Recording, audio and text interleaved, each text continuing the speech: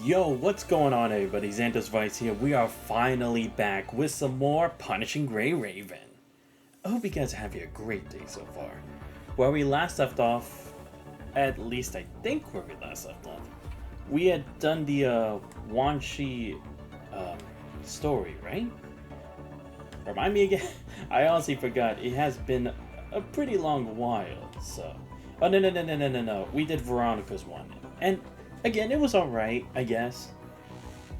Like, don't get me wrong, the action, the whole thing about being in an arena, that was pretty cool. But I am kind of disappointed we didn't get to learn why she was constructed the way she is to be such a unique construct. I feel like that could have been elaborated a bit more. And I would have loved to have kind of seen where the connection to the Church of Machina was. So, I would say it's like a B, honestly. I would have given it an A if it at least had one of the two. If I had both, it definitely would have been an S. But that's how I would rate that. But anyway, we are now here with the next update. And with it, we have a whole new character, Liv Limpidity. And I am so glad, guys. Liv is finally getting back on center stage. Because again, we've had moments for Lee, we've had moments for Lucia, and even for some of the other constructs like, Vera, Selena, and not to mention, from what we saw in like the trailer, we're getting like a whole bunch of new frames for other characters. Like Rosetta's finally gonna be getting a new frame. I'm so glad because y'all know I actually really like Rosetta. Like, I wouldn't say she's my top 5, but definitely in my top 10, I think. It's like, I really want to see her, to use her more. And we even get a new Kamui. Like, seriously, out of all the other members of Strike Hawk, he's the only one who hasn't really gotten an upgrade. I mean, technically there's Kamu, but he is kind of like the difference of from Kamui, or like his own memories, his own person. But it's like, after all the times that Chrome has and Wan Shi, it's about time we get some Kamui stuff, you know? And even Teddy too, considering Karenina did have at least a Karenina Skyer frame, but we haven't had any for Teddy, and glad she's finally gonna get a new look too. But yeah, anyway, we are gonna check out the main story today. At least I'm pretty sure if this is a main story chapter, and see what exactly is going on now. But before that, we're gonna try out the new Liv frame, because I honestly have no idea what she's like. I don't have her yet, unfortunately. I haven't gone to 50-50 yet, because I'm still missing a lot of roles, so... In the meantime, we will just see what she's all about. Again, if I'm remembering correctly from the trailer, she's supposed to be part of the Lightning team, correct? Yeah, okay, here we go. Yeah, for Lightning. Okay, I can't edit. But anyway, let's see.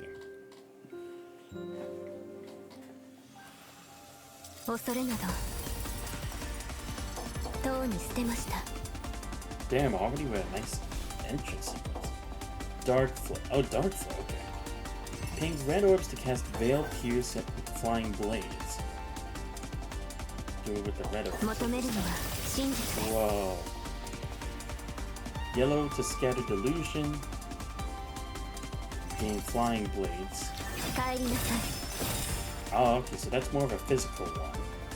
Have dodged the Chain Light, or to cast Chain Light, calling down Flash Thunder. Oh, so kind of like how when you do hold for Crimson Weave, it just like has that new attack, but this time it's like only with it. Oh, never mind, you actually can do that too. Okay. Tap teacher to enter Dream Dive, converting red and yellow to equal amounts of blue. Clearing Flying Blades and triggering Timeline.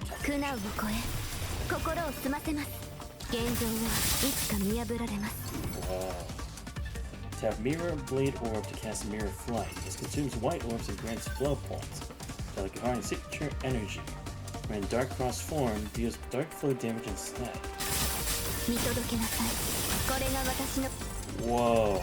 This actually is kind of a step up from Ishmael. It's not to say it's better than what Ishmael could do, but it's like, it's somewhere in that direction, but still done differently. The white orbs to gain flow points. When having flow points, press and hold basic attack during Dream Dive to cast Dawn Dream.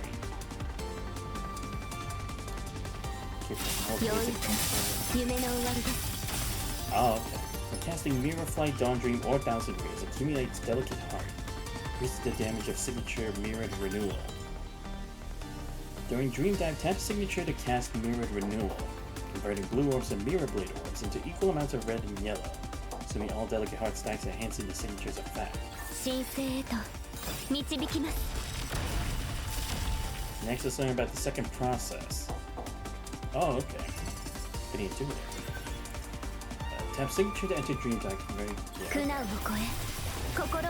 During hold, or press and hold dodge to cast Stacked Light, quickly pinging orbs to gain Signature energy. Oh, okay. Oh, and this would be a light version of that, okay. Very interesting.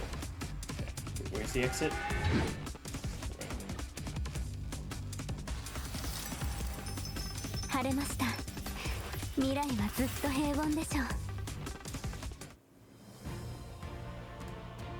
Wow, and also different music for that, okay. First of all, before we continue, I actually do realize I have to change the volume settings on this, because it does get pretty loud. So, let me actually check, so... Yeah, I think I have to lower this a bit more. Yeah, the effects. Actually... Yeah, let me lower the effects a bit more. Okay. At least I hope I did it right. If I have to, I'll also change it on my OBS just to be safe. So like I said, I don't really know if my settings are right or not for the volume. And usually it's like one or the other should be the fix I need. I just don't know which one.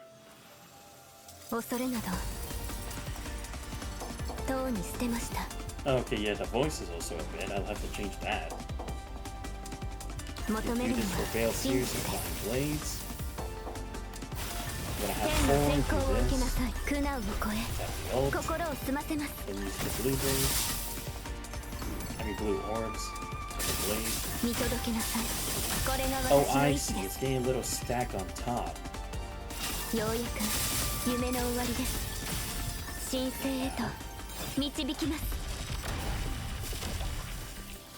Okay, I see.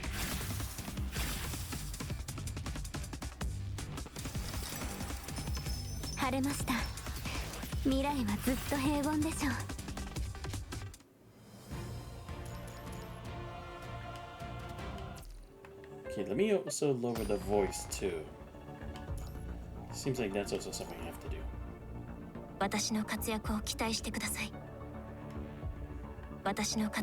Okay, just a bit more than that. Again, you guys can let me know if the volume can be improved on, but that's what I'll do for now. If I have to, like I said, I'll change it for OBS, but... Yeah. Let's try this third one. Effect process, okay. Oh wait, is she a combat unit? Like a backup unit? I thought for sure she was like an amplifier of sorts, but no? Okay. Because failed here. Oh, okay, yeah, because now the dark flow is taking part. I see. So this is what it looks like. When tapping Signature to cast Dream Dive with 10 stacks, representing stacks of these dark flow. Ah, I see. Yeah, so it is.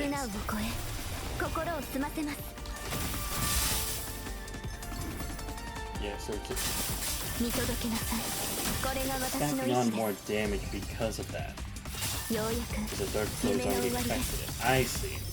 Because I can see by the red numbers. Okay, very interesting.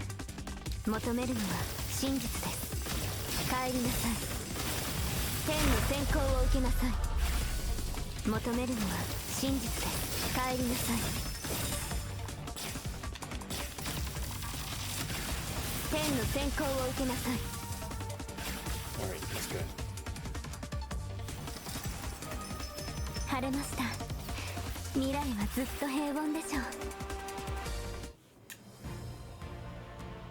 Alright. So got that now. She definitely looks like a fun unit. I will also have to try to get used to her. So wait, let me actually check something real quick. Is she actually like an attack unit? I'm honestly be very shocked if she is. I thought she'd still be like a support unit. Not that Liv can't fight, but I don't know, I would like to never support. Oh no, she is. Oh, okay. That's very interesting. So she is an attacker. Okay. They probably said that on the live stream, but I didn't remember. Shit, okay. So she's an attacker. Yeah, lightning. Oh, dark. Right, because who else does dark flow? Was that a... I don't remember who else did that. Effect details. You see a new type of accelerated technology. It generates and collects dark particles. You see radiation. Corresponding skill. Corresponding... Wait, it actually shows stuff like this? Wow, okay. That I did not know. Very interesting. Developed by the Science Council, this new frame integrates data from the Golden Age's Phylotree of Osea. Project into the mind. Success marks the dawn of a new era. Okay.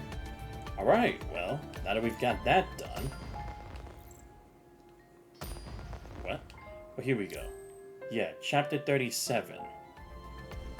Well, let's go ahead. I forget, what happened last in Main... Oh yes, here we go. This is what I was also waiting for from the update. The timeline. Thank you! Timeline story feature unlocked. Tap the Chapters tab to view your total completion progress and switch quickly to the chapter you want. If you like exploring character backstories, tap the characters... Oh my god, they do that too? Yo!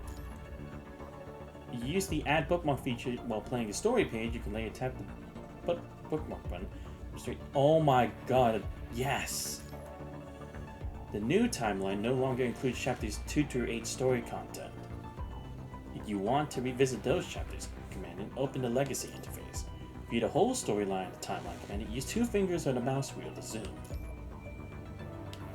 Wow, okay, shit. Oh, so that's how I viewed this. I see. I like it. I like that you can actually view through both. I was actually kind of worried that it's like, oh, would it like completely eliminate that? Because, who knows, servers probably want to have it stacked that way. Oh, okay, here we go. Yeah, so I'm glad they have this, because I mean, I know I should be able to piece this together on my own, but it's like, it is nice to make sure, like, okay, is this actually happening during these times, or after these, or whatever. Okay, yeah, so this is the timeline now for Pilgrimage. Oh, it even shows how far to the end you are right here, like a key. That is so cool. Okay, let me guess. If I scroll more this way, I'll be able to see the other previous ones, right? Because this is the Pilgrimage arcs. Yeah, here we go. And then here's Infinite Loop. I'm glad it does show like when the floating records also occur. That also makes it much neater. Oh, it even shows that the Awakening Tundra is also here too. Fascinating. Oh wait, what? That takes place during around the time of Shaper's Ripples, or like another side of it? Wait, what? Wait, what's this whole thing? Like, why is it separating like that? Is that the branch that it's like... Oh, it's probably to make it a bit more condensed, right? To show it's like, okay, yeah, this happened between this and this. Then this connects to this as like the main story thing, right? But I don't know why they would use this, why they wouldn't use a solid line here. Probably because, like, again, for directional purposes. But that is very cool. Okay, I like that. That makes things so much easier in the long run. Oh, derived from Matrix is also put here too? Okay. Wait, is it? Oh, it's actually changing the background, isn't it? Because it shows a Luna and the Alpha here. Yeah, for renewal. And I'm guessing it would change here? Yeah, here we go. Wait, Lucius? In Spiral of Chronos? Why? Whatever, I'm probably just thinking too much. Okay. Wait, what? New chapter? What the hell?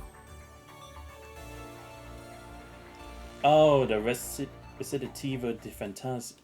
Oh, no, right. That floating record. I forgot. I still haven't done that. Alright, just want to make sure. But okay, now we know where...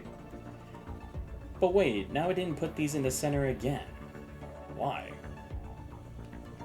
guess maybe just because like they're technically one-offs and they don't directly link to the main story. I guess that would be the case because again, when it came to what's it called? We go back here for renewal, I think.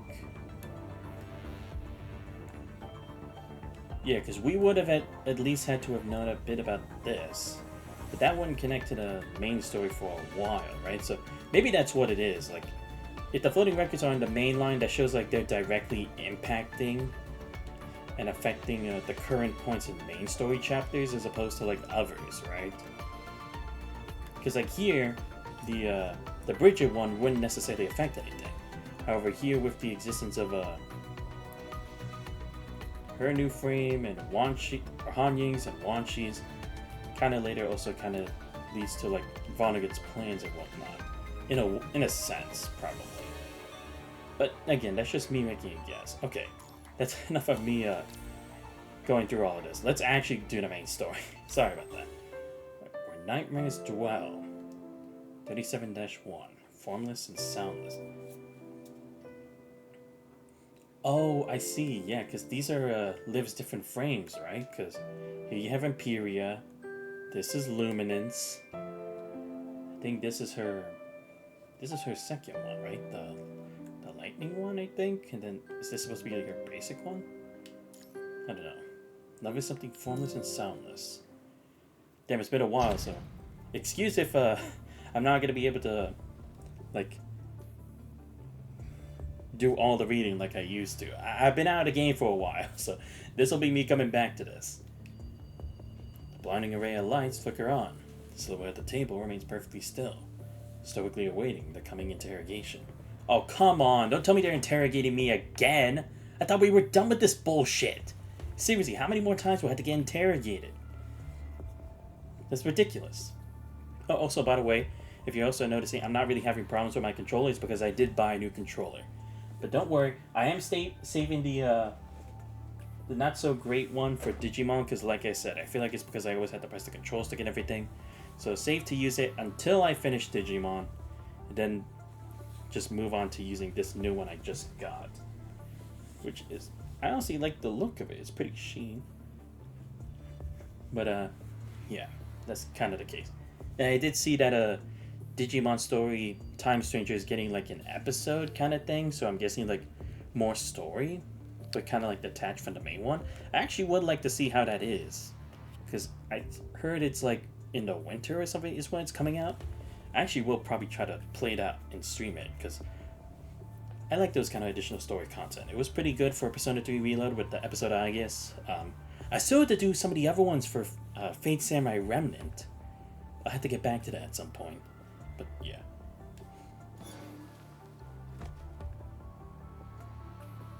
Oh, wait, what? Oh, okay. Oh, thank God it's not me. I was about to say, it's like, what more does the commandant need to testify for? Dominic, you now provide your testimony regarding the mind technology. The Science Council is here to render a fair judgment on your actions. The mind is merely a component, a new substrate for human consciousness, built upon a virtual neural array structure. You foreseen that this technology would lead to such devastation? Wait, when are they asking this?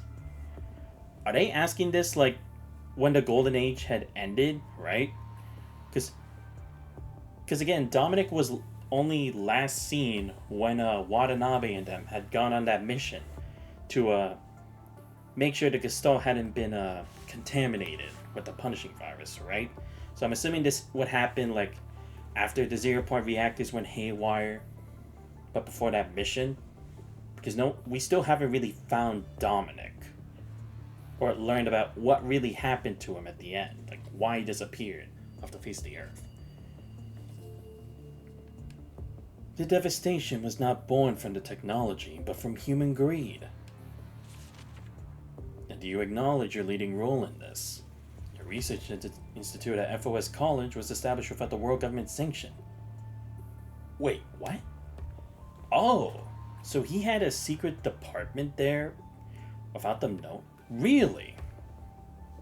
And how the hell did y'all let him get away with that? Like, I know he's Dominic, but come on. What, he built a school under the school or something?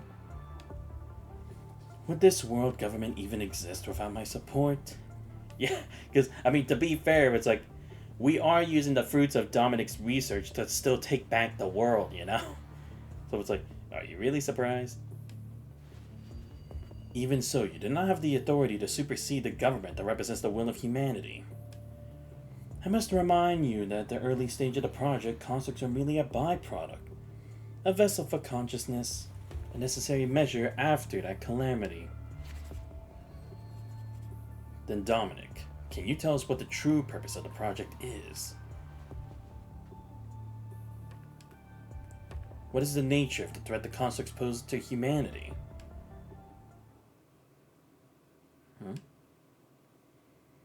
Oh, so yeah, this would have probably been when they tried to create a means to fight back against them, right? Because we knew it's like they had some projects of like cybernetic beings like Nanami and some of the other members of the Church of Machina that weren't necessarily constructs made by the world government. So I guess this is one. It's like before we legitimize this and make this an actual operation and actually something that the world government needs, can you tell us the risks of it? At least I'm assuming. Darkness stains the entirety of the visual field, absolute and without form. The concept of time dissolves into irrelevance. The very notion of space feels like a forgotten dream. All is swallowed by a profound and seamless nothingness. A sound like the heart of a glacier fracturing, and a hairline crack of light pierces the blackness at the edge of perception.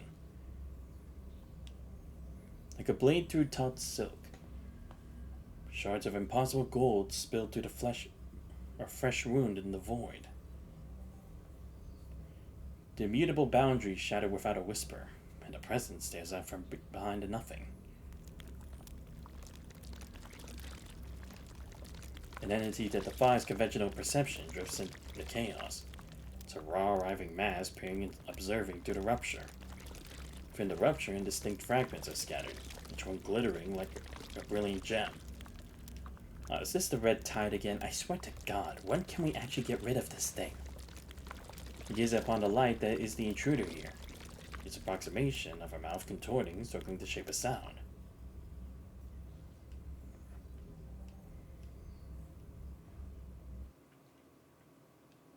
Mom? A young child sits on the lawn, a miniature gardening trowel in her hand.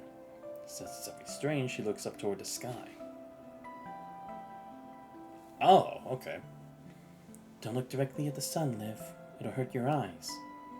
Before the child's eyes can feel any pain, a woman's warm, soft hands gently cover them. The sting from the bright sunlight gradually fades.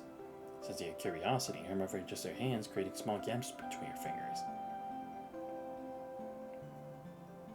This new way of seeing the world is fascinating. Childlike excitement, she eagerly peers through the gaps. In the backyard, everything looks the same as always, somehow different through this special perspective. The garden is filled with greenery, lush shrubs and fragrant flowers in every corner. Calliope stands in the kitchen doorway, smiling. She watches them. Nearby, the old cheap bell bleats merrily while chewing on something. Honeysuckle flowers Liv had planted not long ago. Belle, don't eat my flowers. Liv's eyes widen in alarm. He goes free from her mother's embrace and rushes toward Belle, asking the poor seedling for the sheep's mouth. Wait, we have seen young Liv before, right? At least I think I remember from when we went through her interlude, but I could be wrong. I feel like we did. Just a few more minutes, okay? It's almost time to eat. The woman follows with a smile, ruffling little Liv's hair. Alright, we should head back now. It's almost time to eat. Okay, Mom. Liv presses her lips in concentration as she cradles the rescued seedling. She carefully digs a perfectly sized hole in a shady spot and patiently replants her precious flower. Go out big and strong, okay? She solemnly pats the soil firm around the seedling's roots. The faint sound of bells chimes from within the house. Little miss, It's time to eat. The shrubbery, Calliope's voice calls from the kitchen. The heavy quartz clock strikes with its slightly rusted pendulum. It's time to eat already? Sorry, Callie. Coming right away. When she rises to her feet, a chaotic beam of light pierces the azure sky. In an instant, the world around her is swallowed by a blinding, silent white. The old chief's bleeding is severed mid-cry. Liv forces her eyes open, only to find that Belle, who had been peacefully grazing on the lawn, has utterly vanished. Belle? Calliope, who was walking toward her, dissolves into the light along with the honeysuckle flower at her side. Callie? Bewildered, Liv reaches out. Her hand closes on nothing but empty air.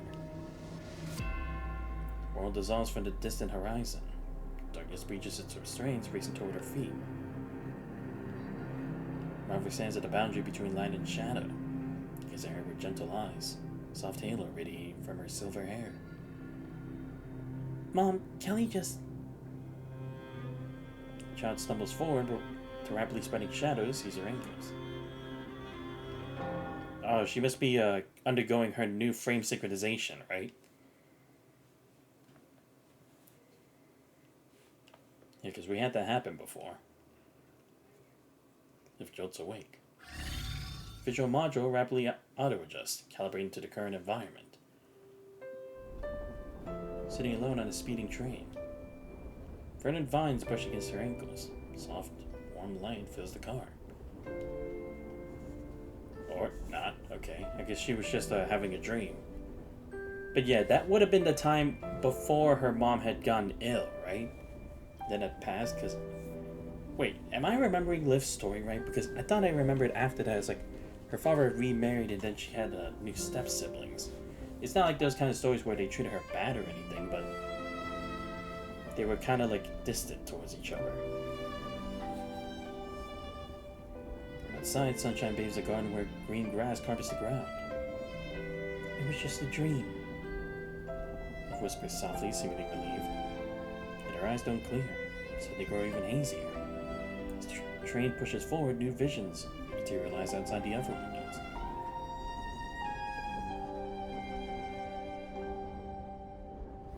Countless shards of dreams float outside.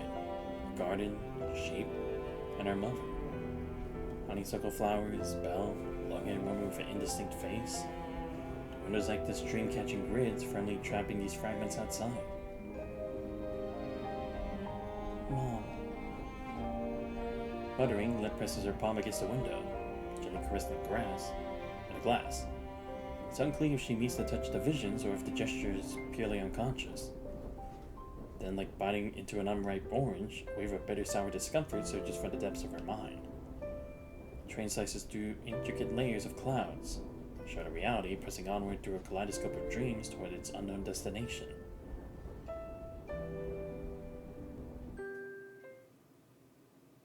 Where Nightmares Dwell, Chapter 37. It's good to be back, guys. They always have this way of like pulling you in for the story. The last light of a setting sun washes the Grey Raven lounge in a deep honeyed glow, gold. In the quiet stillness, Liv stirs, her eyelids fluttering open as she emerges from the drowsy depths of a dream. How did I fall asleep? Pats her forehead, her brow furrowing in a wave of self-reproach. She'd barely begun her turn cleaning the lounge when a sudden wave of lethargy pulled her under, leaving her slumped in a chair and powered down. To dream of my childhood. It's been so long. Liv starts to recall the fading details, a quiet surprise settling over her. How long has it been since she last dreamed of those days? Ever since the battle against the twins and her transfer to the Imperial frame, countless memories of her past have been lost. Ah, okay, right. Yeah, because, I mean, to be fair, it was like the frame was kind of consuming her in its own way. So it makes sense. Right, because the thing is, like, her mind might not necessarily be stable if she was to ever use it again, right? Which is why it's like they never put her back in the Imperial frame, even though it's so good. But it's like it's a real double-edged sword there with way too many risks. The persistent migraine stands like a gravestone, marking where her memories began to shatter into fragments. Her face. It's getting harder to picture it. In a dream, the face of the silver-haired woman had grown indistinct.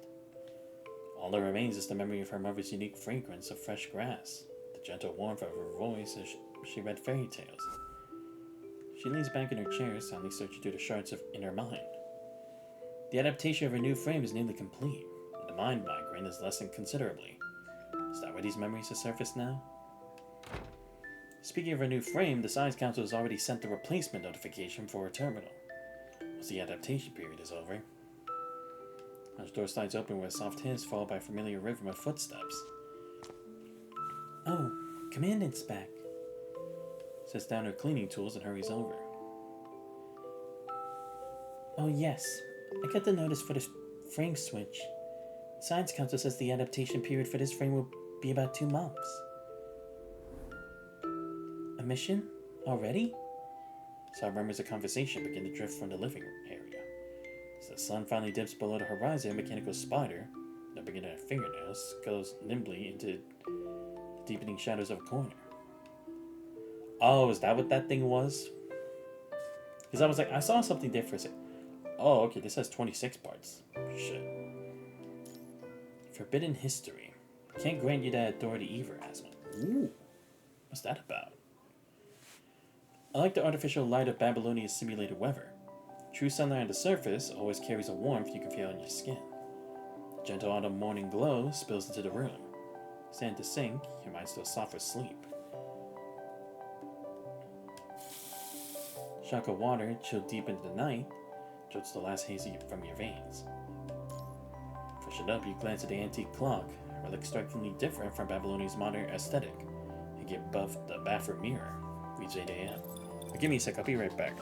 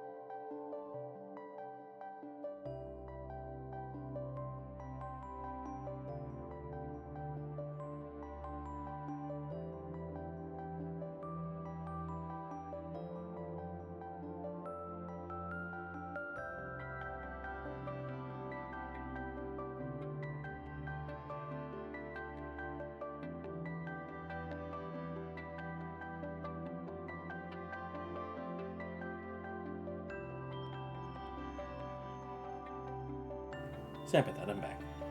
As you move to open your terminal or view last night's files, a notification chimes from your communication app.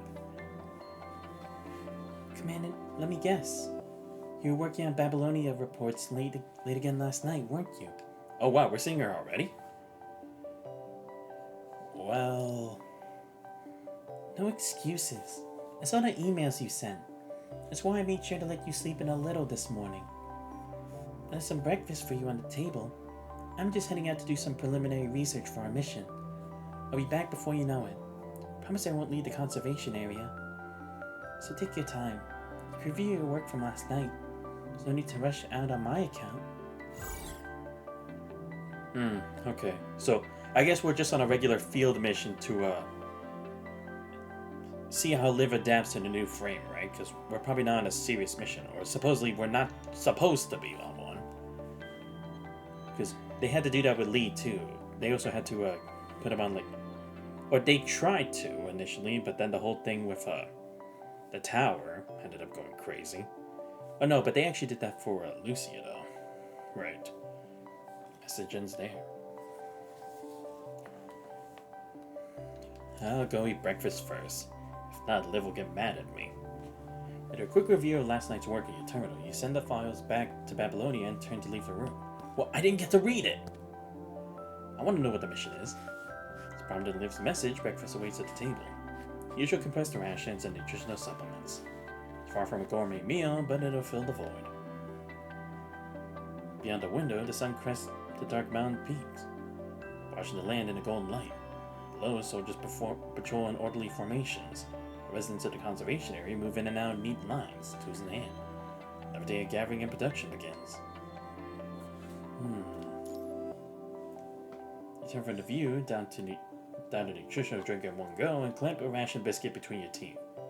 If it's not free, your attention returns to the terminal interface.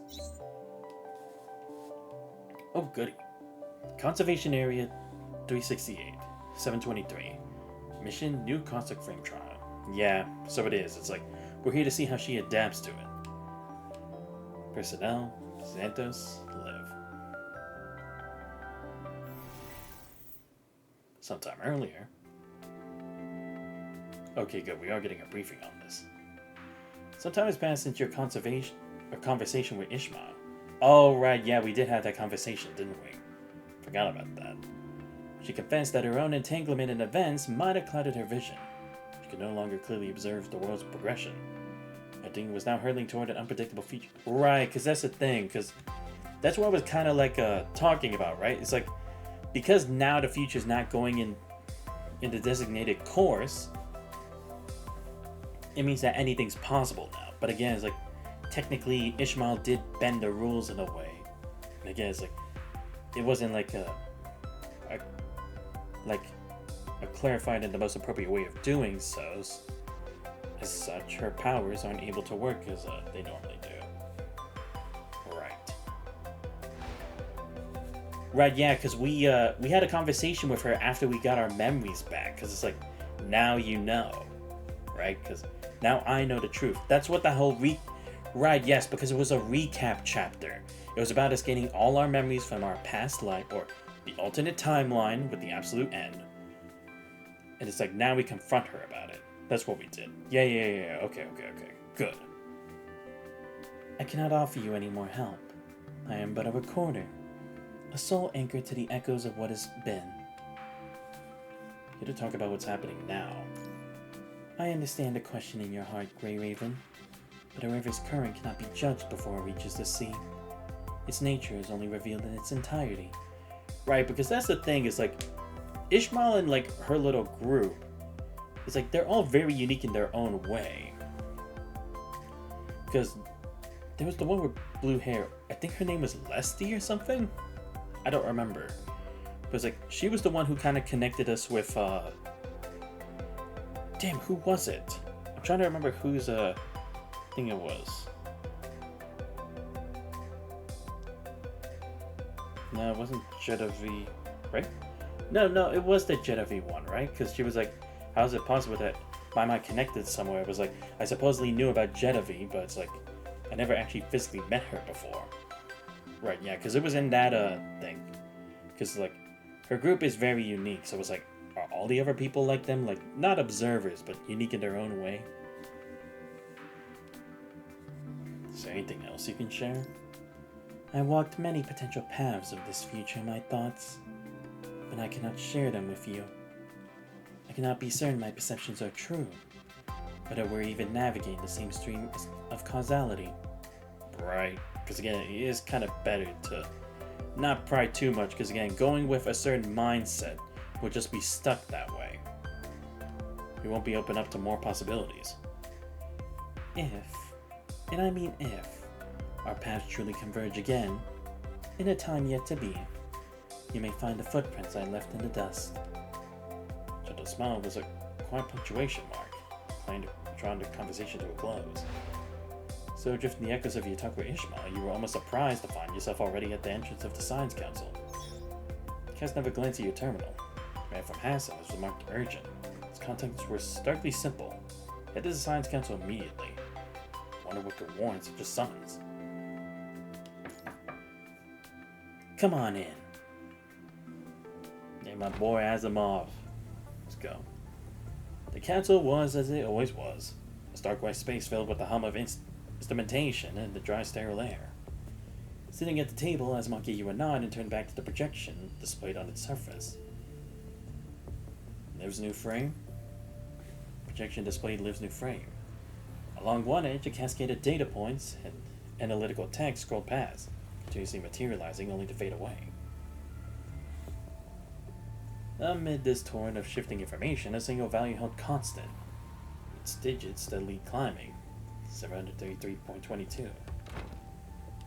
Before Asimov could utter a word, the door hissed open. As it stood inside, his entrance stirring the stale air. His eyes swept the room in a quick analytical glance before he moved with purpose to the long table. This must be something urgent. Sorry for the delay. Today's routine meeting overran its schedule. Hope I haven't missed a critical part. Wait, what critical part? I don't even know what's going on. Is this about Liv's new frame? I guess yes. Okay, let me guess. There's some new secret about this? Like, first there was the secret about Lucia, and then, like, her and Alpha. Great. What else are we gonna have now? As they settled into a chair at the long table, exchanging a silent nod for Asimov. Response, Asimov tapped the command to his terminal and turned away. Ooh, presentation. Door behind you seemed with a definitive thud. At the same moment, the small red lights in the room surveillance cameras winked out. Oh, damn! This is really secret. Okay. What is it, like... Is it world-shattering information? Your instinct sparked. The unusual security measure sending a jolt of alarm through you. I'll be direct. The Science Council has recently recovered a cache of Golden Age data and materials. It pertains to a... As Asimov spoke, his fingers glided across the terminal. In response to raw data and explanatory text were turned into structural diagrams and framework outlines, overlaying the frame projection. Wait, this is from Golden Age? It is a new technology capable of establishing a direct interface with the mind. With the mind? The dataset enables numerous complex functions, structural optimization, amplitude stabilization, and a reduction in connection risks, among others. Wow, okay. Wait, where do we even get this information? Oh no, right, because wasn't it because, like, I had a certain password that I recalled in the prior history, and then Asimov was like, what? And then he, like, was able to access new information, right? Is that what I'm recalling here? Because I think that did happen at one point. I could be wrong. It could have been something that was like, it already happened before. In simple terms, it can enhance the mind's capabilities, unlock previously unattainable potentials. Rows of data, highlighted in bright green, materialized beside the frame, corroborating Asimov's every word. No, right, yes, because, again, we had that talk with Dominic again, didn't we? Because now this time, when we tried to talk with Dominic with the help of the key, we actually got to talk with him more, and we got more information. So this is probably happening right now because of that. Okay, right. I'm actually glad I'm actually thinking this out now. Because I was going to be like, okay, what are we talking about here? Or I was just going to go with the flow of it. But it's like, okay, I understand where we're going here. And that's how we are able to establish this new frame. Because again, that's also the thing, because it was like Gestalt has more potential to do stuff as well, but it's locked behind a lot of other things that we don't know why. So I'm guessing that's also kind of part of it. That sounds like a good thing. Fingers strummed a silent, restless rhythm on the table as he waited for the real truth. Right, because if it's better than we thought, why is that a problem? Why do we have to hide that?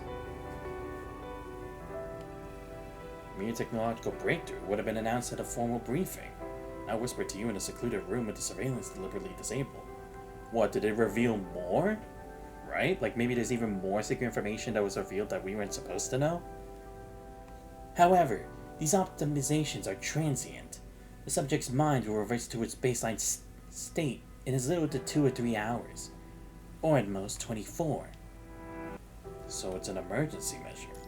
So, it's Golden Age technology. Asimov stepped aside to make more room at the 2D display sequentially showcased various frame images. President Hassan, do you comprehend the implications? I do.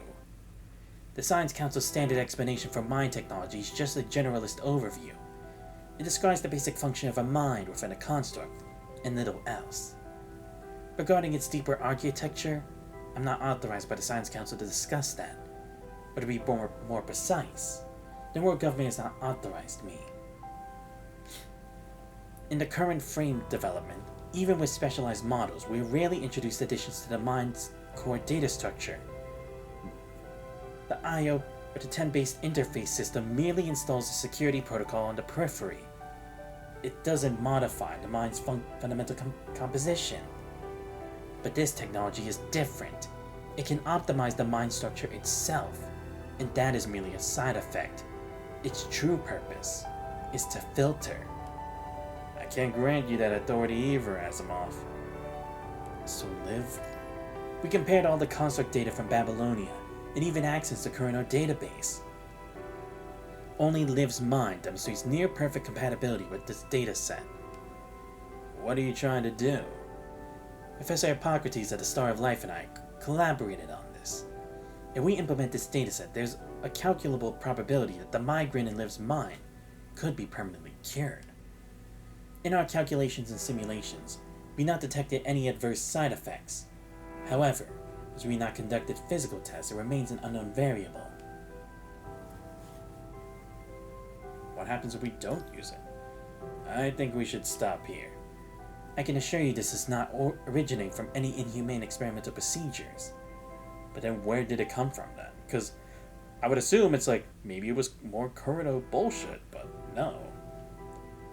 And again, it's like, why was this even hidden in the first place? Wait, does it have to do with this whole thing about filter? Right? Oh, I see. Right. I think I get it. The whole filtered thing. It's like the Ascension Network, basically, isn't it? Like, it's not the same, but it's a way of doing so. And I guess that's what he's trying to keep, right? He's trying to keep that under wraps, because technically, that's what Kurino's been working towards, right? To make themselves into constructs who can live forever, but also be superior to the rest, right? And the concept of filtering among the Ascendants and the AskNet, that's kind of one way of doing it, but it's not the way that they're looking for specifically, right? So I guess that's probably the real implication as to why we need to keep this a secret. Because this would mean, like, the possibility of creating a version of, like, the AskNet and ascending without having to go through all that stuff like the Ascendants do, like Vonnegut and Luna and them. Which would be very dangerous, because again, it would change the way humanity is viewed, right? Would we even try to stay human anymore? Would it even be humanity by that point? Is it even worth giving all that up for everyone just to live?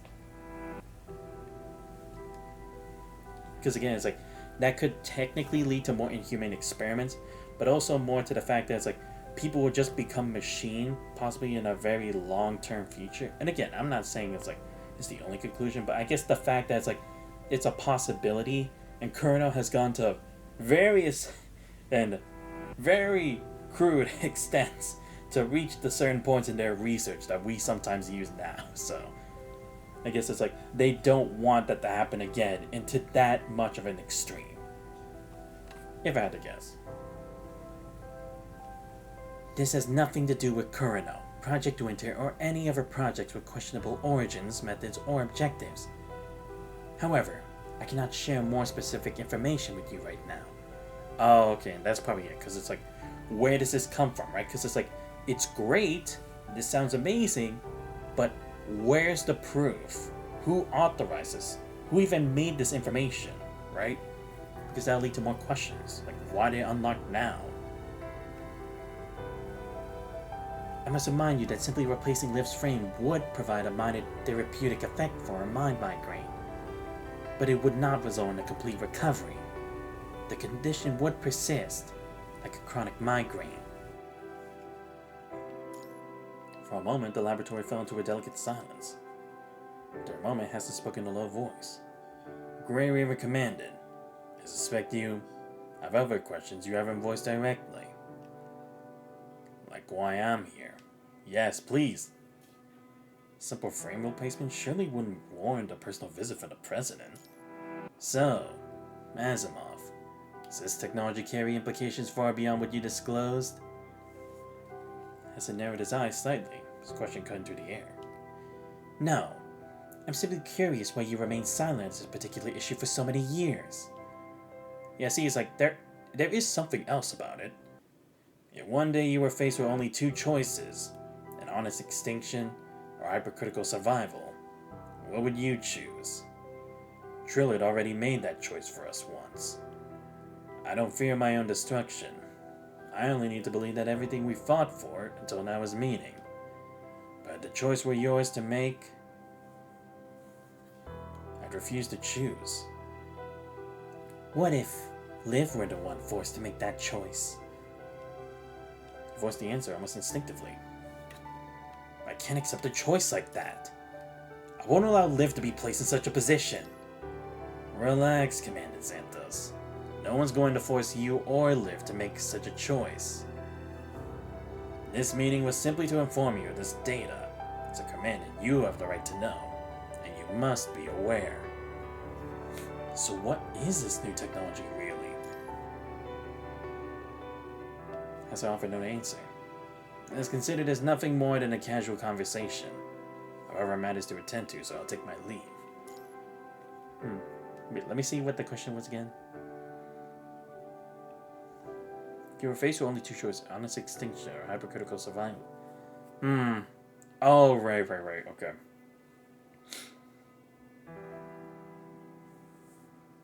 Yeah, because again, it's like I thought, because it's like, would we rather go down as humanity, fighting with everything we have the way we are now? Or would we choose to turn like everyone into a construct or something? And just survive that way, but we wouldn't be humans anymore. We'd be giving up something important for that, right? Because us modifying ourselves to that point is no different from like what ascendants do, or increasing the chances of us getting corrupted by like the red tide and punishing. It's like saying humanity is a failure and that we just have to accept that and change, not continue to find as humanity. I see.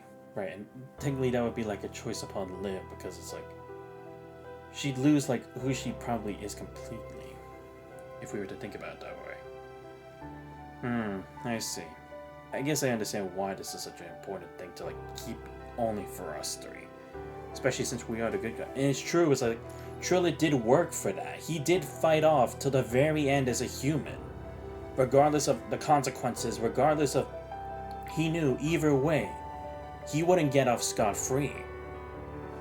It's like, you gotta respect the man. He gave everything he had as a former president. I miss Trilla, man. If only he could have been part of the story more, but I'm so glad we at least got to learn about it from Watanabe's story. And that also explains why we have this intense music, right? Because this is the Ishmael music again. Like, was it Under the Dimension or something? I forget what it was, but yeah, that explains why we have this. Because like, it's that first part of the song, not the one where the beat drops and everything. As I avoided a direct reply, rising to his feet as the room's illumination returned to normal. He was already working on his terminal as he walked toward the exit, pausing for a beat with his hand on the door before he opened it. Xanthos. The choice has always been yours to make. Simply cannot provide any further information. I trust you'll consider the matter carefully. Upon his customary smile, nodded to both you and Asimov, then strode out of the laboratory with purposeful steps.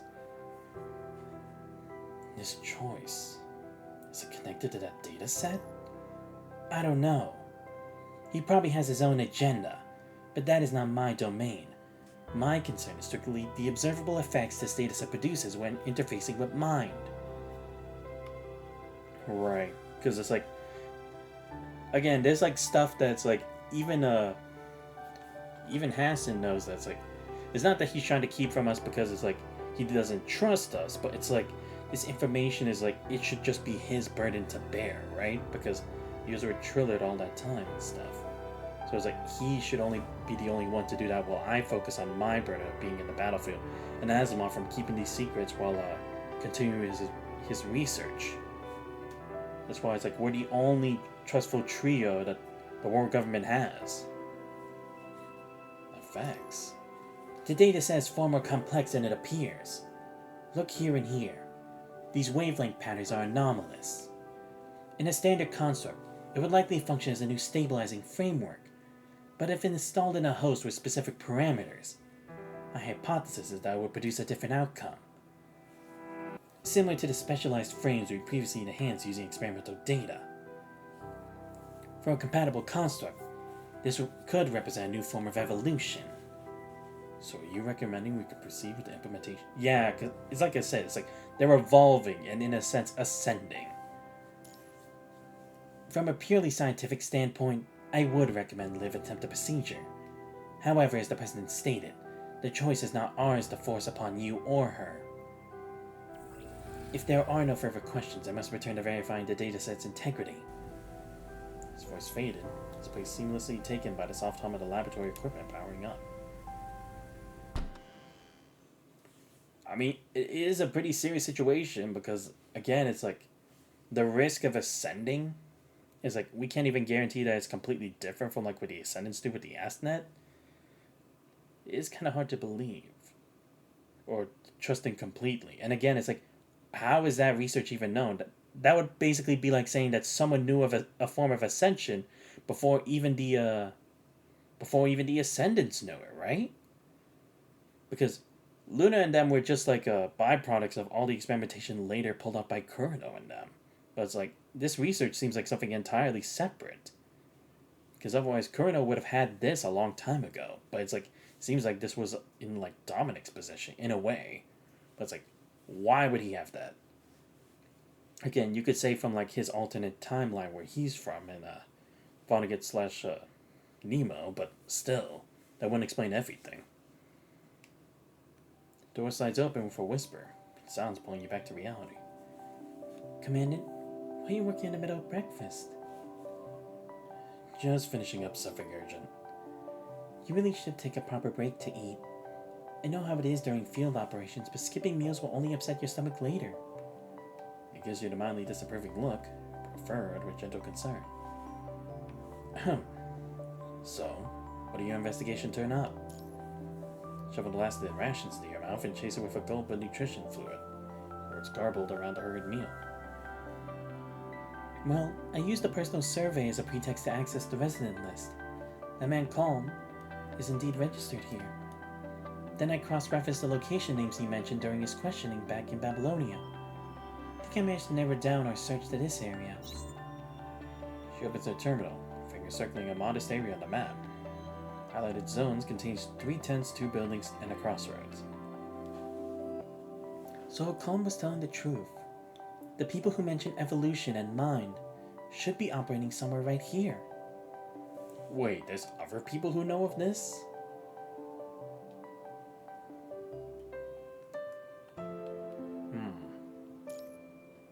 Interesting.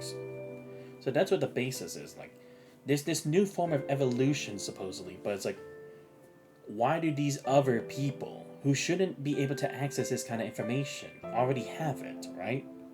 Because it can't just be like, oh, it's just a leak or something, because there wasn't even anything like this in the previous timeline. I mean, I know we technically didn't reach it there, but surely someone would have tried to implement it towards the end of the world, but they didn't. Because otherwise, it's like, why would everyone else have just decided to leave the planet when myself and Lucia failed if they could have tried that, you know? See, that inside the mind, there was a information about mind evolution. They could get it out. Before enter Conservation Area 368. Oh, wait, hold up. This has to do with that special institute, right?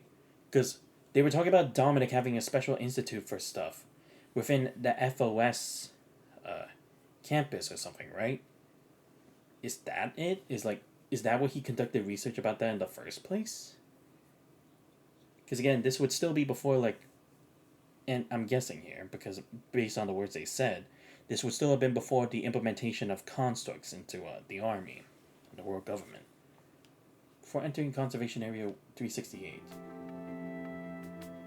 Transport craft, Babylonia spaceport. Evolution and mind. Leave through the mission briefing, lost in thought when a cup of hot water appears in your periphery. Thanks. Remember automatically, your train of thought scattering. You look up to see Liv withdrawing her hand. Then turns to scan her retina on the new verification device by the hatch. For identity confirmed, she smooths her dress, takes her seat, and leans over to peer at the terminal in your hands.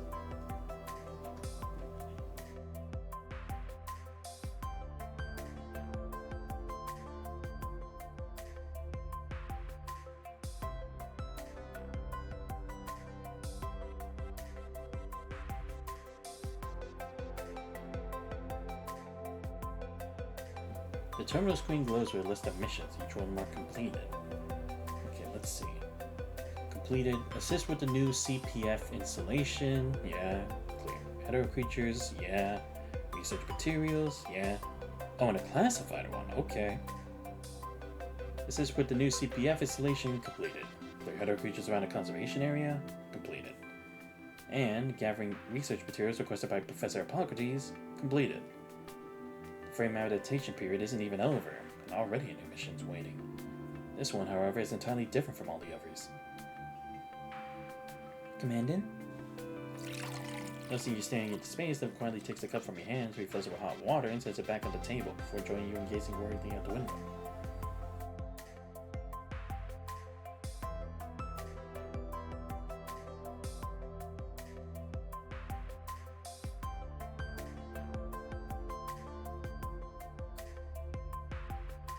It all happened so suddenly.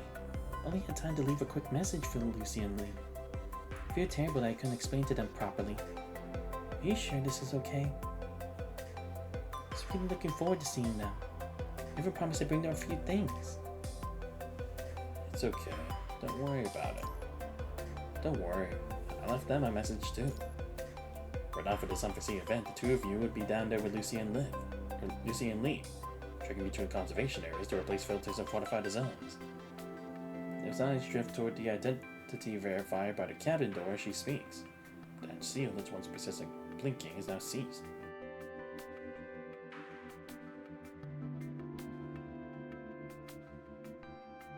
To think someone managed to sneak onto a Babylonian transport. I don't think anyone's ever done that before. Wait, what? Are you serious? Damn! What, did they not have, like, any security? Was it just one person flying the transport? Like, how does that even happen? We're usually pretty thorough about that.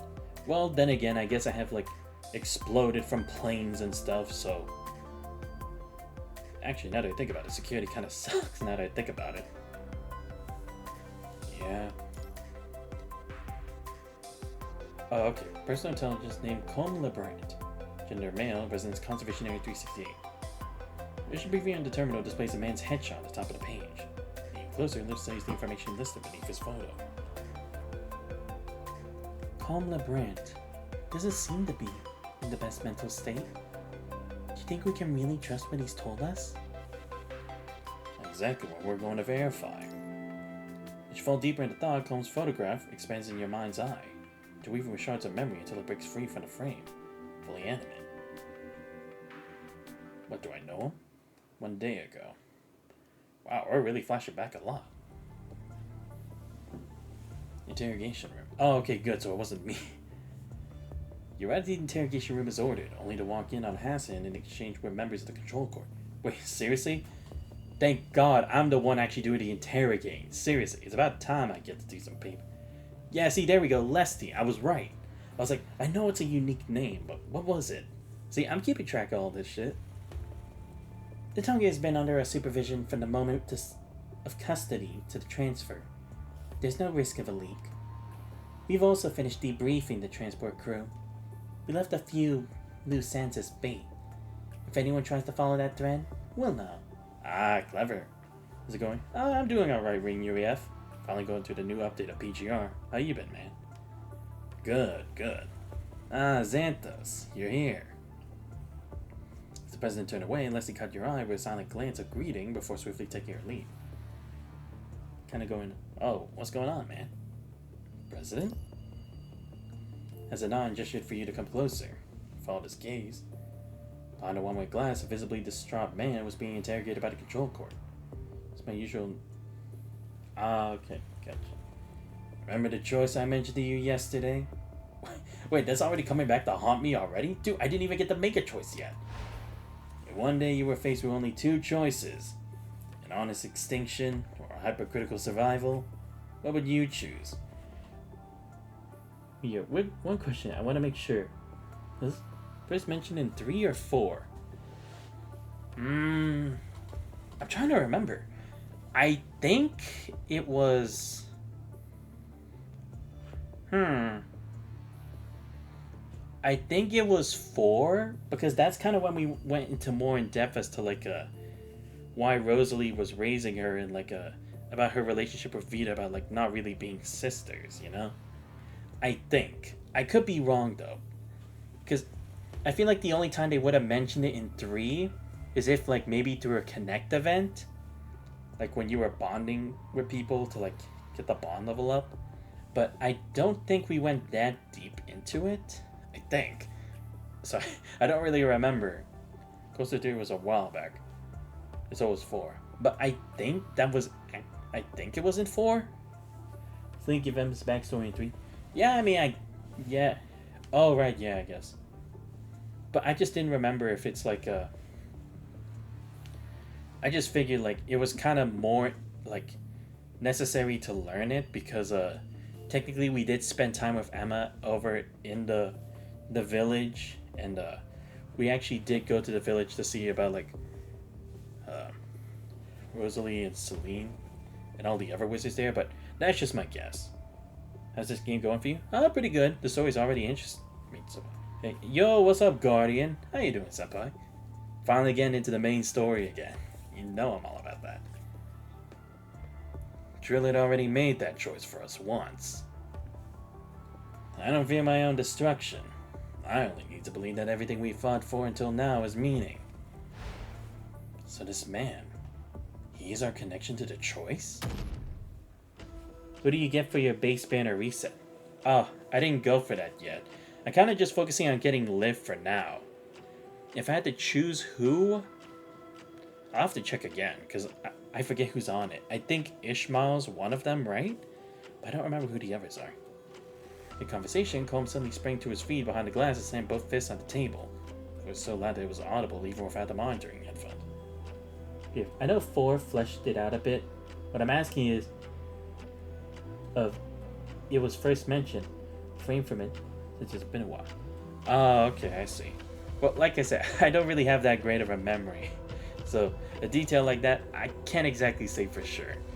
But maybe you're probably right then, because yeah, it's like, they fleshed out more details in 4, but it's like, it could have been like, at least generally introduced in 3, so I could see that. Good, I went for Bianca Cripps School again, and she came in my first 10 pull. Then number 60 for the funny, and got Vera Garnet, so I'm super excited. Nice! I've told you more than enough already. I'm not saying another word. Not until you put the Babylonian residence papers in my hand. Wanted Garnet since forever. Oh, okay. Wait, seriously? You just got Garnet now? Wow. That's interesting. I'm just saying, it's like, I would have figured you would have at least had gotten Garnet already. But hey, I mean, she is pretty cool to use. Found the headphones Hassan handed to you, and the voice from the interrogation room suddenly became crystal clear. Calm down, Mr. LeBrand. Take it easy. There's no need to keep repeating your demands. Interrogator deliberately paused for a moment. We honor requests that follow protocol, provided, of course, your information is verified. Residence is a small matter. I can arrange a provisional pass immediately. Once your information is confirmed, we can proceed to a permanent... Provisional? No! No temporary passes! I'm not going back to the surface. I need it now. Don't you dare feed me another empty... First of intense light pierced through the man's pupils. Agitated, Winston instinctively fell back to his seat. Interrogator flicked a finger and the harsh light behind him switched off. His tone shifted gradually, pulsating to detach, turning all emotion from his brain. This is my final warning, Mr. LeBrand. Let me finish. Once we verify information and confirm that what you provide is genuine, residency will be the least of your concerns. Cody, I had to get a Skyer for practical meta reasons, and Vera was on her way out because of Star Trail. But I got all Liv's goodies. Hate that she's limited. It's like funny. Yeah, that is true, but hey, the game's the game, you know? And again, it's like, they'll probably provide more opportunities later down the line, so it's not too bad. However, your current behavior is not that of a valuable informant. The behavior of a man attempting to bluff his way into a fortress. And we have very specific protocols for bluffs. According to the corresponding law of Babylonia, any individual who gains entry through deception, forced documentation, or stowing away in regulated transport is subject to classification as an illegal entrant and penalties commensurate with the specific circumstances of the violation. Me and my low spenders, we find that to be my... Okay, yeah, that's fair. I didn't. I wasn't trying to. Furthermore, the law states that any attempt to acquire substantial assets through deception constitutes fraud. While residency is not property, it is a regulated resource that falls under the statute. So, Colm LeBrant, I suggest you adjust your attitude and answer my question. The man's face flushed crimson, his body trembling with pent-up energy. He made an aborted motion to lunge, but decided the interrogator's threatening demeanor made him cower. His all fractured into a series of twitches and halts, ending in a defeated stillness. I had the stupidest rolls today for the weapon. Got Discord's weapon, lost to 80%. And on my second pity, I got my Discords and lift 6. Damn, that's crazy. Oh yeah, what did you get for the free weapon? The free 5-star. Or 6-star, I guess. I actually got it for Chushukra, because I only had like the purple grade weapon for so long. And I never pulled for a weapon, so it was like, I needed like to level up Lady Chu for my what's it called? Level her up. I need to improve my ice team. We got a free weapon? Yeah, I think so, because I got like a selector thing when I logged in today. You should check your item list. I don't remember why I got it though. I feel like they gave it to everyone, but I could be wrong.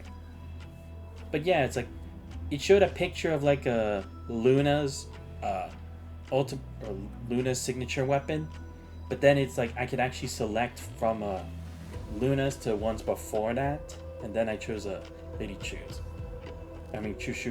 I would have chosen the Luna Oblivion one, but I was like, my Nihility team's already fine with Ishmael, so I don't have to worry about that. So I was like, I'm gonna focus more on my Ice team with Chushukra.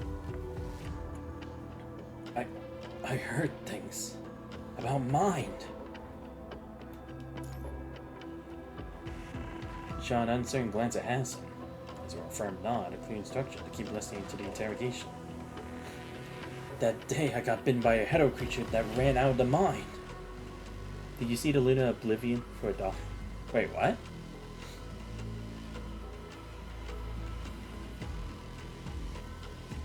I might do that. It's the cheapest S-rank copy ever. Oh, I actually didn't see that. Wait, what? I'll probably have to check that later. That day Dr. Melano gave me painkillers and told me to rest in the medical station. I must have dozed off, but the medication wore off too soon. Woke up groggy. Heard people talking. 5 rainbow cards for Luna. Really? 2, maybe 3 men? Whispering. They said they've been down in the deep mine. On an operation. The very bottom. They found something. They said that inside the mine, there was information about mind evolution. If they could get it out, that's way too convenient. Yeah, I'd say the same. Out of my glass has averted his gaze, focused narrowing to scrutinize the data on his terminal. An accidental eavesdropping, an accidental arrival in Babylonia, and then accidentally delivering that very information to our doorstep. Yeah, that is true. It's like, it all fits too nicely, you know? Like, maybe he was, like, brainwashed or something, you know? He was given commands to go spread this information, right? Because, to be fair, we have been tricked at times to bring specific people to places before. We've had that happen many times. This could be one of them. I don't think it would be Vonnegut's, but it would have to be someone else. But I don't know what they would gain. And again, it's like, why would they even know that we would want this information? It's just like, the timing's too perfect. Aside from just all this other information and coincidences. Gestalt scans didn't pick up anything? Babylonia's inspection protocols were stringent. Any transport vessel carrying supplies for the surface was immediately scanned by Gestalt the moment it entered Babylonia airspace. Whoever was a conservation area resident attempting to stow away in a cargo container or concealed hetero creature corrupted. Gestalt never once failed to detect. Oh! Really now? So that's how. Because I was gonna say, just boarding it and then no one noticed it is like, I'd say that's pretty bad security. But it's like, even the scans didn't pick him up? How's that even possible? What, was he wearing like some kind of like a thing that like mutes his heart's, the signals like from his heartbeat and stuff? But even so, it's like they would have found something like that though. Or maybe it's like Gaston giving approval, right? To lead things down a certain path. Maybe a task from the late great Dominic. Oh, nice, I got to. Might have chewed her weapon because playing without is horrible. Yeah, see, that's what I was saying. I had to improve my ice team, man. I had to say, Lady Chu on PVC did so much better when I got her weapon on. Like, goddamn, you can totally tell the difference. Still couple of the scan logs for the past few days. Not a single anomaly. Science Council's run the protocols 3 times, and no errors. Engineering Force even took a look. Nothing. Wow. None of them? That's insane. He doesn't even seem like some kind of super genius either, so it's like, how do you do it? Because it also seems like there wasn't like any inside job, because they definitely would have detected like a hacker or something. And the control cord is currently examining his personal belongings, checking for any devices capable of blocking assault signals. Terminal chimed, alerting has an incoming message. And now the control cord reports nothing unusual in his personal effects. Wow, even that. Because the control cord had no reason to lie about that. No, maybe it is, right? It's like, maybe Gaston just gave approval because it's like, Gaston, under the order of Dominic, is trying to push us forward to a certain path. That's the only thing I can think of. Because again, there's like so many procedures to do anything in Babylonia. There's no way to skip all that.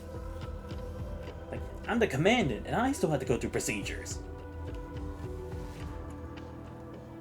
As cool as it would be to get someone else's cig, Chu is the best choice for getting a cig right now because it's so bad without it. No, yeah, like you can definitely tell the difference.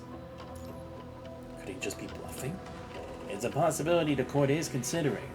We do get the occasional opportunist who picks up a few buzzwords from the ruins and tries their luck. The surface is practically littered by abandoned research facilities. Stumbling across certain keywords by chance isn't entirely surprising. However, there's something special about it, right? You shouldn't know those words have any connection to evolution. Right, because a lot of it is terminology that like Babylonia and their researchers and people in the world government would know, right? Because there's only some things that we can give to the public, but not necessarily everything. So it's like, how would he even know those terms, and how would they connect to evolution? It's like, he would have to be someone on the inside. Tassin settled into nearby chair to the stack of interrogation files beside him, causing Tilda reveal several documents. In the exposed pages, the bold and underlined terms mind and evolution were clearly visible. However, he came by it. Colin LeBranch should have no knowledge of this. None at all. We need to find the source of his information. This is a sensitive matter, one I can only entrust to you. As he retrieved his terminal and tapped a brief command. A moment later, your own device chimed. Purification mission, target conservation area 368. This is the only task I'll give you. I feel so happy about it. It'd be so nice for my eyes. Same, that's what I thought. Understood. And the rest, it's up to you. Alright. Gave him a nod and turned to leave. Damn. I gotta say, they always do a good job of like putting you on a mystery and like leaving you questioning for more. Very happy they did that for new players, getting a sig right off the bat for a newer character. So right, true, because with that 100% rate for a character and for the weapon, again, it's like it's another chance, right? Because we had that for Crimson Weave before, but now it's like it's practically that for like a good number of the characters. Not like all of them like to the newest one, but at least to a good extent. Especially because I'm glad they also did it to the point of at least Luna Oblivion, because it probably would have been hard to get like Nihility's teams if you didn't already have Ishmael, right? So at least Luna, you can kind of like start with her centralized for the team. And then later, whenever Ishmael comes back, or if that's part of like the 100 banner, then it works well for that occasion, you know? This Nihility team is definitely a hard one to kind of build.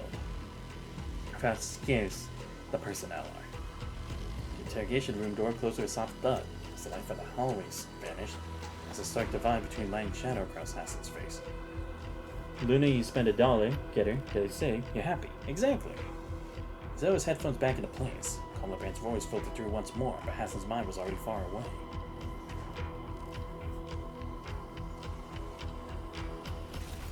Damn, spooky. Late post-pandemic age, night. The thunderous roar of transport aircraft echoed through the flame-lit night. Chunks of concrete crumbled from the teetering ruins above, ending on exposed rebar with sharp, brittle cracks. You could use the base gotcha on Ishmael, and you have the coverage since she's a tank for every team. Said Fizzler. Yeah, that's true. Piercing metallic clamor mingled with the staccato roar of gunfire. Every indication suggested the combatants were far from ordinary humans. Sir, we reached the designated forward perimeter. For your security, we must assist you return to the transport. I understand the concern, but I need to see this. I need to see them. The younger Hassan gazed down upon the streets, watching his well consorts carved into corrupted occupied districts with the clean efficiency of a scalpel. Large corrupted spotted in Sector D3. I repeat, large corrupted spotted in Sector D3. Snipers in position. Sector F5. You have multiple casualties. 3 wounded, 1 KIA. Copy that. Support is en route. Battle updates streaming through his earpiece, Hassan gripped the railing tightly as he watched the consorts hold their ground against the massive axe blade of the infected Gardner robot.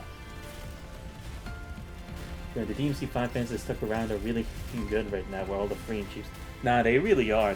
They're having the best time if they're continuing this game. Because seriously, the game just keeps giving on giving. It's like, how could you hate that? Sir, it's too dangerous here. Observation protocol doesn't allow for. Let me watch them a little longer. The taste of iron flooding his mouth and his knuckles bone white. Watch the battle in the streets with a desperate hunger. You see every last detail goes mine. Just a little longer. One consort met the corrupted axe with overwhelming force, howling the weapon away. The impact sent a cascade of blue electricity erupting through the enemy lines, with several foes frozen and twitching from the paralyzing shock. Seizing the moment, a consort in pink dashed forward to aid the wounded. She deployed her levy guns, laying down a hail of covering fire while helping the injured fall back. Sir, the time! I know. Just a few more minutes. Let him indulge himself one last time. As his gaze followed the agile pink construct as she wove through the crossfire like a nimble white dove. Levy guns precisely intercepting the corrupted attacks on the wounded. These were the first truly battle-ready military constructs, first to be deployed in actual combat. However, in terms of mind stability or overall combat performance, they represented the elite among soldiers. Let them watch this a little longer. Watch these constructs in battle, this planet they were fighting for. Working in unison, the constructs steadily reduced the number of corrupted, expanding the safe zone. Soldiers no longer urgently pressed Hassan to return to the transport. This city is about to be reclaimed by humanity.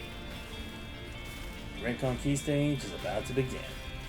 Sir, I didn't catch that. It was nothing. As the gunfire shifted to another part of the city, Hassan pressed his lips to rip off a line. He turned and walked back to the transport. Let's return to Babylonia. Yes, sir. The transport ascended, granting a perfect aerial view of the battlefield. The lower ruins crumbled beneath artillery crossfire, while electromagnetic barriers carved out temporary safe zones the corrupted dared not breach. Just a few decades, the punching virus had devoured millennia of human civilization, causing mankind to flee into the depths of space. But from that day forward, the spark of humanity would be rekindled. As intently as the Frontline pushed ever forward, the city would soon belong to humanity once more. So it begins, the Red Key stage. In the transport's window, he watched constructs begin cleanup operations across the battlefield below, the work stretching at the horizon. It's a preview of the future, humanity piece by piece taking back their homeland. Okay. So he actually knew about Liv. Right, because I think I do remember they said Liv was one of the first constructs. under the world government's watch. At least, I think at the time. I don't like the limited character thing, but can't bet you what they're gonna do that to the new alpha frame. Yeah, I could definitely see that. I'd also be interested, like, what the new alpha frame would really do, you know? Because, I mean, I'd still use my regular one, mind you. But still. The alert signaling the interrogation's critical phase jolted Hassel from his memories. Colin Branson's testimony echoed in the headphones. They said that inside the lab. It's information about mind evolution. If they could get it out, the transatlantic economic community or AgDelect would definitely be interested in the technology. Then pity's so fun to use. I'll take your word for it. I mean, I tried it in the trial. It's pretty fun. Mind, the philo tree, and nodes. So really the only key terms. He shifted in his seat and unfolded the paper in his hand. Under the light, a hand-drawn tree blended the view. The construct technology had ushered into the Reconquista age for both Babylonia and humanity. This intelligence, meant to say Beriador and Gestalt, proved true. What unforeseen advantages might it offer humanity? But again, it's like, if someone's researching this, why aren't they giving it, right? Like, why keep this such a secret research? And why try to sell it off to them and not Babylonia, who's like the main fighting force for humanity, right? It's like they're trying to profit off of it, more so than like actually help.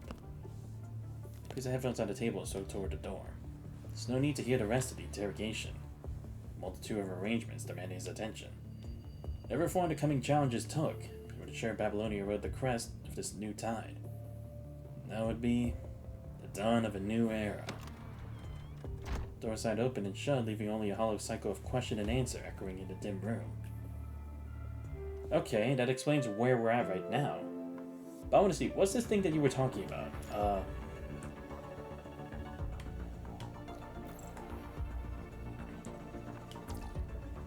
Oh no, this is just a regular raid up thing.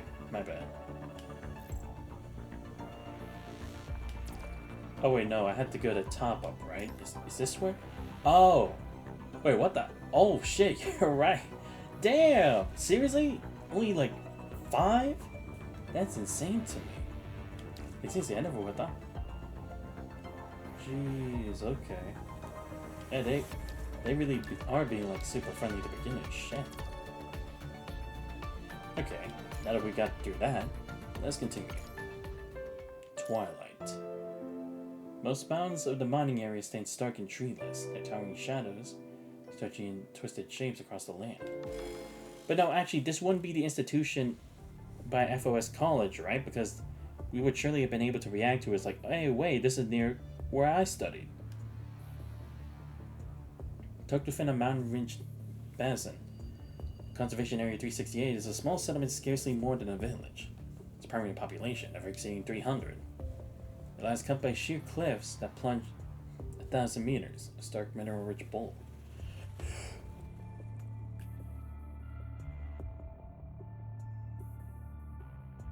Once, prospectors and traders were drawn here in a feverish rush for fortune. Now the bustle is gone. Only a few dozen structures remain, huddled around the conservation area's heart, a modest central purification filter. Commandant, according to Calm, the conservation area's medical station should be right here. As you round a corner, Liv gestures discreetly toward a junction, where a small, unassuming building stands with quiet sturdiness. Medical station. Is the doctor in? No, I heard the doctor went out with the patrol team. She won't be back until later this evening. She opens the terminal and sends over a file. I sneaked into the station before dawn and checked the treatment records. Colm was admitted about 6 days ago. He was bandaged up, given painkillers, discharged as soon as he was conscious. That transport took off 4 days ago, passed through several conservation areas, and then returned to Babylonia exactly 3 days later, when we received our mission. The timeline checks out. It's completely consistent. I made copies of the admission records from that period. Using our investigation as a reason, I also managed to get the entrance surveillance footage from the person in charge. He gestures toward another direction. The entrance is just over there, so we used the footage to cross-reference anyone who lingered nearby during the time Cole mentioned. This is the list of people I thought seemed suspicious. I've already shared it with Babylonia. Sure, there are only 7 names on it. Only 7 people? This area is quite remote, and the mining sector has been abandoned for a long time. There aren't many people left here, mostly just those who couldn't evacuate during the punishing virus outbreak, so the foot traffic is very light. From this list, I've already looked into 2 of them. We can probably rule them out. They were severely injured and in a deep coma the night of the incident, still being treated at the medical station. And 2 others left yesterday for the mining area. They mentioned they were going to collect minerals and supplies for trading. The mining area? Yes, the mining area. I asked the person in charge about it, to be sure. She told me people do go there to collect minerals for trading, but she also warned me it has been safe lately. Seems fewer people have been willing to take the risk. Risking a trip to the mine at a time like this? That was my thought exactly. It does make them seem suspicious. But that's too easy, isn't it? Because again, it's like, that's the thing. The information we've been getting is like, it just seems so, like, convenient. So it's like, would it really just be like that? Like, just because that's unsafe is like, that's automatically where we should go to? Because again, it's like, the other issue is, we don't know who's really leading this. If it was like Vonnegut, then it's like, yeah, it's probably just a trap. But if it's not Vonnegut, if it's not Luna, and we don't know what happened with like Lilith and Lithos and them, then who could it possibly be? Like, how much do they really know? What about the other 2? They're with the patrol team that's still out. They left with the doctor and should be back this evening. Let's check out the mining area first.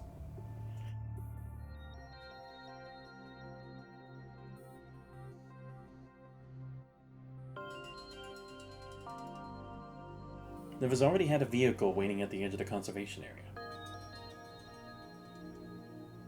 It doesn't take long to reach the derelict mining road. Less than half an hour. The moment you turn onto it, the smooth ride ends. The chassis shudders as the wheels plunge into potholes, tossing you in your seats with a violent rhythmic violence.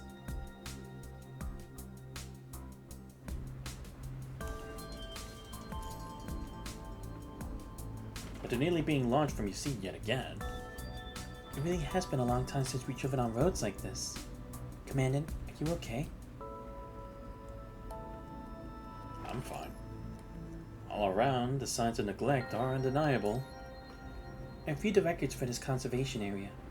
The supervisor filed several requests for maintenance funds, but due to low punishing virus concentration and minimal hetero-creature activity, they were all classified as low priority. Right, because if it's more dangerous, it's like, you need to know to, like, prepare to be able to pull out in the face of danger, right?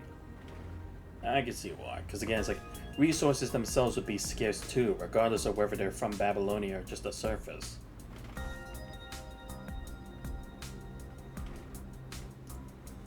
More recently, they also reported unusual activity in the mining sector, but Babylonia's resources were stretched thin with the safe zone construction and Kowlong's Corp's new maritime defense line, so they could only dispatch a single task force squad.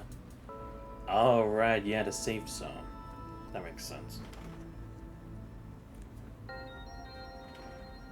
freeze one hand to bring up a file from her terminal. The Rodent Squad. They're one of our special operations squads, particularly skilled in desert and cave combat environments. I have their regular reports right here. I think I remember hearing of the Rodent Squad, but I don't know who they are.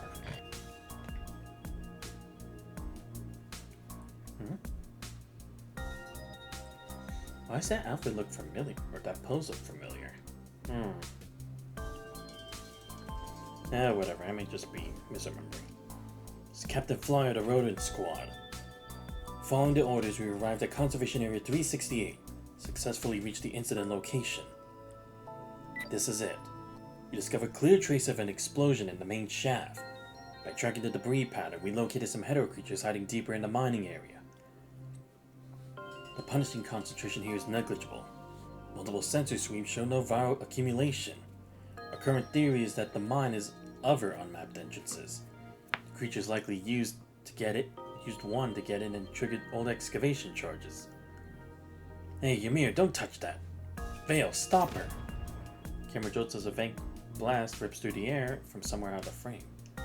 How was I supposed to know it would still live? Alive. Anyway, immediate area is secure, but we'll need more time to find Hedo Creature's point of entry. And the report. Do we have a direct line to Rodent? Right here. Taps the terminal a few times and the call connects. Hello? It's the Grey Raven Squad from Babylonia. We're currently assisting with the elimination of Hedo Creatures in the mining area, Conservation Area 368. Hello? Signal from the other end is terrible, cutting in and out with heavy static interference. Hello, this is Rodent. I'm Captain Flyo. Two dull percussive thuds punch through the transmission, make the projection shudder and distort. As abruptly as it began, the signal stabilizes. Sorry about that. Signal's terrible down here. Sometimes you just have to... Whoa, that's Grey Raven's contact icon. I can't believe Grey Raven is coming to help us. Ymir, Vale, get over here. It's Grey Raven. Whoa, so this is the Grey Raven Commandant? This is crazy. Right, yeah. Because, I guess I've been part of a lot of operations now. What's so crazy about it? Wow, the Commandant's not even 7 feet tall and doesn't have wings. Ymir, you lose. Pay up. Damn it. I'll take a cut of that bet, thanks. Ahem. Oh, right. Sorry about that. They're just a little overenthusiastic. It's not every day you get a visit from the legendary Grey Raven Commandant. Two firm hands, the captain shoves his two teammates heads down, cutting short their curious gaze. Nice to meet you. The Grey Raven Squad. I'm Liv. This is my commandant, Xanthos. How's the mine investigation coming along? Hate to say it, but it's kind of frustrating. We've gone in multiple times, cleared out plenty of those creatures, but every time we go back it's like we never made a dent. We keep running into new ones. The place is a maze. Checking all the tunnels and potential entrances is taking forever. The weird part is how they keep showing up. It's like they're respawning. Oh, don't tell me there's like a mother hive again. Please, no. Not another twins incident. And they change. A few of them just wander around, no threat. Once the numbers hit a certain point, it's like a switch flips. Stop wandering and start hunting. Coordinated. Kind of like how the Red Tide and the Credo communicate like that. Like they get commands. It's like something is controlling them. Yeah. We've been thinking the same thing, but we haven't found a single... Ymir, behind you! It's no time for formalities. Mine erupts in a blast of chaotic noise and goes dead. Something doesn't feel right. A shift in behavior triggered by population density? Could there be a Hedo creature controlling them? Like the twins from before. Yeah, because they did the same thing too. We can't jump to conclusions yet. The presence of a controller implies a defined purpose. However, the current method of deployment clearly wouldn't achieve any meaningful results. Right, because it's not like they're just hunting them down the whole time. Usually they try like a slow strategy, like wearing and tearing them until they have no more fight, right? Or like trying to block all the paths and then hunting them down until they corner them and then eliminate them. But that doesn't seem to be the point either. Because also it's like the fact that they keep doing this, it's like they're not hiding it either. Because sure, it'd be pointed out if all of a sudden this squad had just disappeared. But at the same time, it's like the fact that they haven't, but it's like they're still going through with the mission that hasn't been completed yet also makes it kind of questionable. So it is a very weird situation. It's like they don't care about anyone who knows that something's going on. They clearly want someone to come. It's the same thing like with it's like the Varus story as well. Like when it came to Varus' new frame, it's like we were there to see what was the name of that construct we faced before? No, not Nigel. It was the one who became like a crazy boss, where Vera had to solo him. I don't remember, but it kind of feels like that kind of situation was like they wanted people to know about the place and lured specific targets there. And the punishing concentration, it's holding steady. It's not spiking with creature activity, but it's not dissipating either. Right, if it was an ascendant and awakened ascendant, it would definitely be a different kind of environment too. Before she can finish speaking, Liv suddenly looks up and brings the vehicle to an abrupt halt. A shared glance with Liv is all it takes. Both survive the vehicle and move toward the source of the disturbance. Oh, finally, time for some action. I've been waiting for this. あちらにいるようです。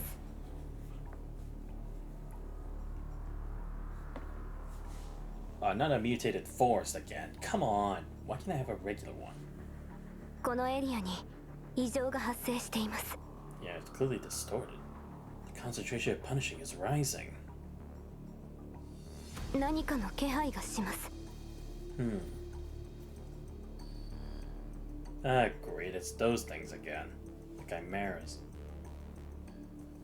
Go check it out. Oh, okay. I'm checking it out. Okay. I was about to say. Your conservation area garrison. Oh, okay. I thought I was gonna fight as commanded again. Oh, I can't even turn the camera. Okay. What's with the smoke? Is that like a smoke grenade? Wait, no, it isn't. But then what is it? Oh, I can't even identify it? That's crazy. Wait. I see something. Oh no, that's just a flower, isn't it? Yeah, it is. My bad. Yeah, they're all going somewhere. Are they following this trail? Oh no, this is a canister, isn't it? It's not a grenade, it's just a canister of air. But what is it? Is it... Oh, it's a truck. あちらにも車が。保線エリアの車でしょうか。 Wait, I came across something like this before, right? Whose story was it? We had a similar situation where someone was walking around and they met this one. No, it was Han Ying, right? Because it was for the other thing. Right, my bad. Something completely different, irrelevant. I'm not sure. But it's like, why are they signaling with canisters? 誰もいないようですね。探知しましたが、周囲に他の異合生物はいません。Let's go at those header creatures over there first. Damn, Liv means the business. 求めるのは真実です。 I mean, I respect it. Hey! 大したことありません。天の天候を受け帰り苦難を超え、心を済ませます。 Oh, cool. 現状はいつか見破られます。 Yeah, I gotta build it up first. Nope. Oh, God damn. Nope. There we go. Ah, shit. Is she reaching the threshold already? Liv? 問題ありません。 Right. おそらく新機体に慣れていないだけです。視覚モジュールを再調整します。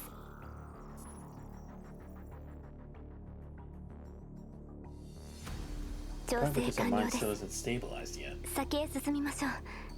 どうして他の異合生物が But nothing changed. Wait, are they getting attracted to her? Maybe that's... No, but they would have targeted us in that case. They wouldn't have gone after the truck. Because it's not like we're both emitting the same signal or something. Nope.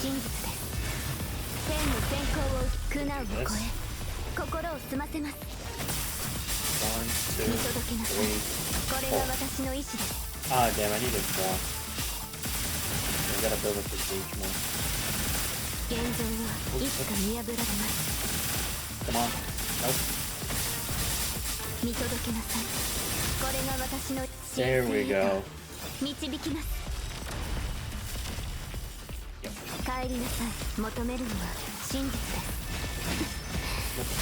大したことありません。苦難を超え、心を済ませます。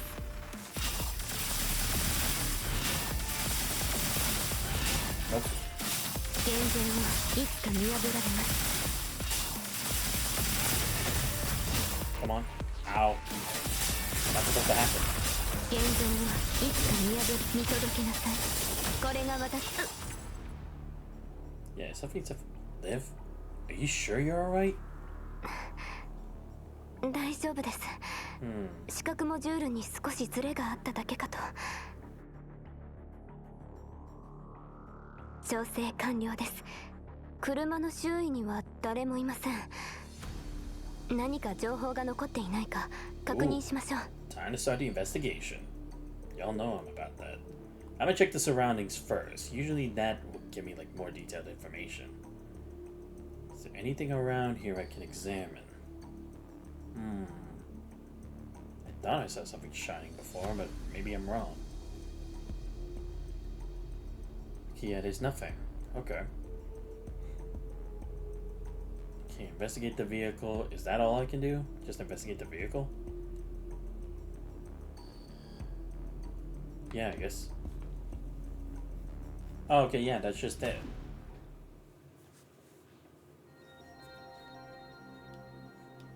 The fight over, you both make your way back to where the vehicle was parked, only to be greeted by a scene of utter violation.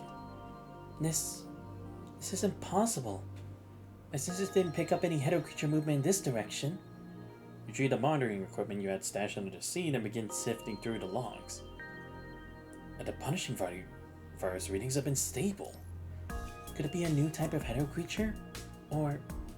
no. Circle to the vehicle's rear, your eyes tracing the line of damage. The damage is extensive. Looks like the random destruction of a header creature or a wild animal. But the most concentrated damage is around the power engine. A web of crisscrossing scratches covers the vehicle, but the deepest gashes converge to the power unit. Commander, you mean they knew how to stop the vehicle? It's still too early to draw conclusions. As you speak, the sun dips behind the mountains, and leaden shadows bleed out from the peaks, swallowing the light. Let's head back to the conservation area for now. On those unfamiliar roads, pushing ahead feels like the wrong move. Most mountains in the mining area stand stark and treeless, their towering shadows stretching into twisted shapes across the land. Alright.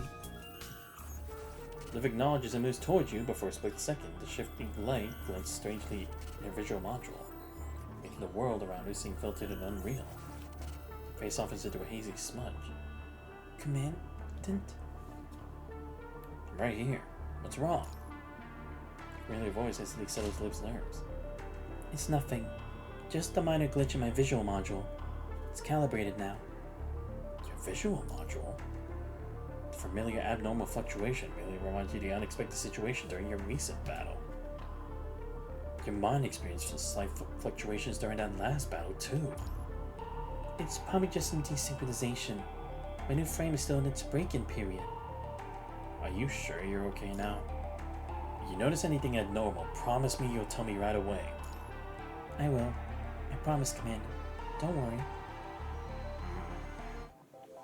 But again, why is it acting up now? Contact with the punishing?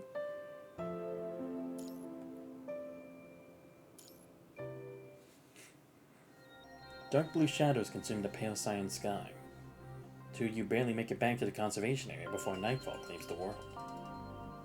Officers, you're back already. Did you figure out what was happening? I'm afraid not. Our vehicle was damaged by header creatures. The power unit was compromised. We couldn't reach the mining area.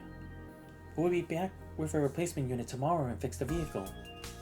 But don't you worry about that. Happens more often than not. I'm just glad you two made it back in one piece. But will that squad be fine without us, though? The rodent squad. Conservation Area Supervisor waves a hand, hardly concerned. With the task force squad deployed to the mine, we're stretched thin out here. We can only manage perimeter patrols. And that route, well, it is a favorite spot for those creatures. And that old vehicle picks out more often than it runs. It's nothing you did wrong. Actually, we did find something. Another vehicle abandoned on the road. At the same Conservation Area 368 markings as our... Yeah, because it's like... It seems like that's prior knowledge here, right? So why would they drive to somewhere like that? And hell, there was even a trail leading to it with canisters. Because that's the thing, it's like... It'd be one thing if they put one where the vehicle was parked. Because that would be like a distress signal, right? But why lead a whole trail there? It seems like that's more just attracting attention for the wrong people than your own party. Oh, that'd be the two from yesterday. Then, I told them not to go. Some people always think they'll get lucky, that they'll find a fortune scrap. It's a bit of ore worth it, you lose your life for it. They never know when to quit. Oh, which two? The ones that were patrolling, or the two that went to the mining? Each frown creased at the supervisor's brow. After a waited silence, she ventures a hesitant question. But, officers, you didn't see them, did you? The people? There was no one around the vehicle, but based on the tracks, it looks like they made it into the mining area on foot. The tension of the supervisor's brow softens, stern lines giving way to a look of worried relief. They made it to the mine? Well, that's something at least. They grew up in those tunnels. They know every corner. If anyone can stay safe in there, it's them. Ah, okay, right, because it'd be pretty far away to get to the conservation area on foot, right? So I guess if they know like the integrity of the mine, then they could hide out at least for the time being. But what's worrying is that there's potentially something going on at the mine. They'll get caught in the crossfire. And the task force squad is still in there too. They'll be alright. Words feel as much for our own benefit as for yours. Do Hedder creatures appear often around here? Not necessarily. Supervisor waves you onward, her brow furrowed in careful deliberation. We're not near any official Babylonia dead zone. The local punishing concentration is low, so large groups of those things rarely gather. That all changed a few years back. There was a minor explosion in the mining tunnels. After that, they just started showing up, out of nowhere. I sent a report up the chain, and Babylonia eventually dispatched a task force squad to investigate. The squad went down to the mine a few times. Their theory was that the explosion must have opened a new passage connecting the tunnels to some other place, letting the Hedder creature wander in. Ever since then, we started seeing them on the perimeter roads too. Okay. So, there's been activity around the mines, but none to the degree that they are now, right? Because otherwise they would have been more prepared for it. It's the bell again. Deep resonant chime of the conservation area's clock cuts through the air. Goodness, really lost track of time. It's gotten so late. Please, let me at least get you both something to eat. You must be worn out. Thank you, but we have our own rations. Oh. Supervisor freezes mid-stride, feeling internal debate visible on her face before she dismisses it. You should save your supplies for when you really need them. Come on, it's the least we can do. It's nothing special. Honestly, barely palatable. But it's on to keep you going. I don't know. I mean, the thing is, it's like, you can't really trust anyone in Bungie of Grey Raven, because seriously, like, the amount of backstabs you have is finally a lot. Path opens as you turn the corner, revealing an open space in the central plaza. Darkness retreats from the crackling bonfire where flames dance against iron pots. Inside, a watery grove simmers, thickening skin, offering a grain watered down to feed the many. For dinner, is this really enough to feed everyone? We make do with what we have. Here, this one's for you. And this is yours. While waiting for a response, she shoves a chipped ceramic bowl into your grasp. Are the shipments from Babylonia not enough? Most of what Babylonia sends are crops and seeds for planting. The ready-to-eat rations are a small part of it. Claps her hands on her clothes nonchalantly and assumes her post behind one iron pot. Gurgles softly, its watery broth so thin that the sparse grains occasionally surface like secrets from the bottom. There are many Hedder creatures around, but this is mining territory. The soil was never good for large-scale farming. We used to trade mined minerals where passing merchants from proper supplies, but now? After a few perfunctory stirs, she scoops a half ladle of gruel and pours into the first-person line. Creatures in the mine, it's Nick a horn to be deadly for ordinary folks. So now we survive on Babylonian supplies and what little our stubborn fields provide. Next. Guess it would make sense. Because again, it's like, you wouldn't risk going to the mine time and time again. Child carries her bowl to the campfire and drains it out one desperate gulp. Water grew clearly a mere tease to her hunger. Officers, is it too difficult to eat. I'm sorry. It's truly the best we can offer. Not at all. We're grateful you're willing to share what you have. With a smile, you respond to the supervisor's concerns and lead Liv toward a quiet corner. Half a ladle for the children, a single one for the adults. It watches the ladle in the supervisor's hand, her pressed lips to silent critique. Such meager portions could never sustain these growing children and working adults. It's barely enough to survive on. Yeah, what concerns me is... Did you head toward the residence? Silent prompt for Liv to watch them eat. Commandant, you mean the residence? Food is scarce and danger looms, yet the community exhibits no unrest. Profound, almost unnatural calm has settled upon them. Though every face bears the pallor of nutrition, not a single pair of eyes reveals sadness, anger, or any emotion at all. What, are these guys gonna be like a cult or something? Kinda like how there was that cult for the Red Tide. But then again, it's not like they're looking for the Red Tide or anything. They've just been here the whole time.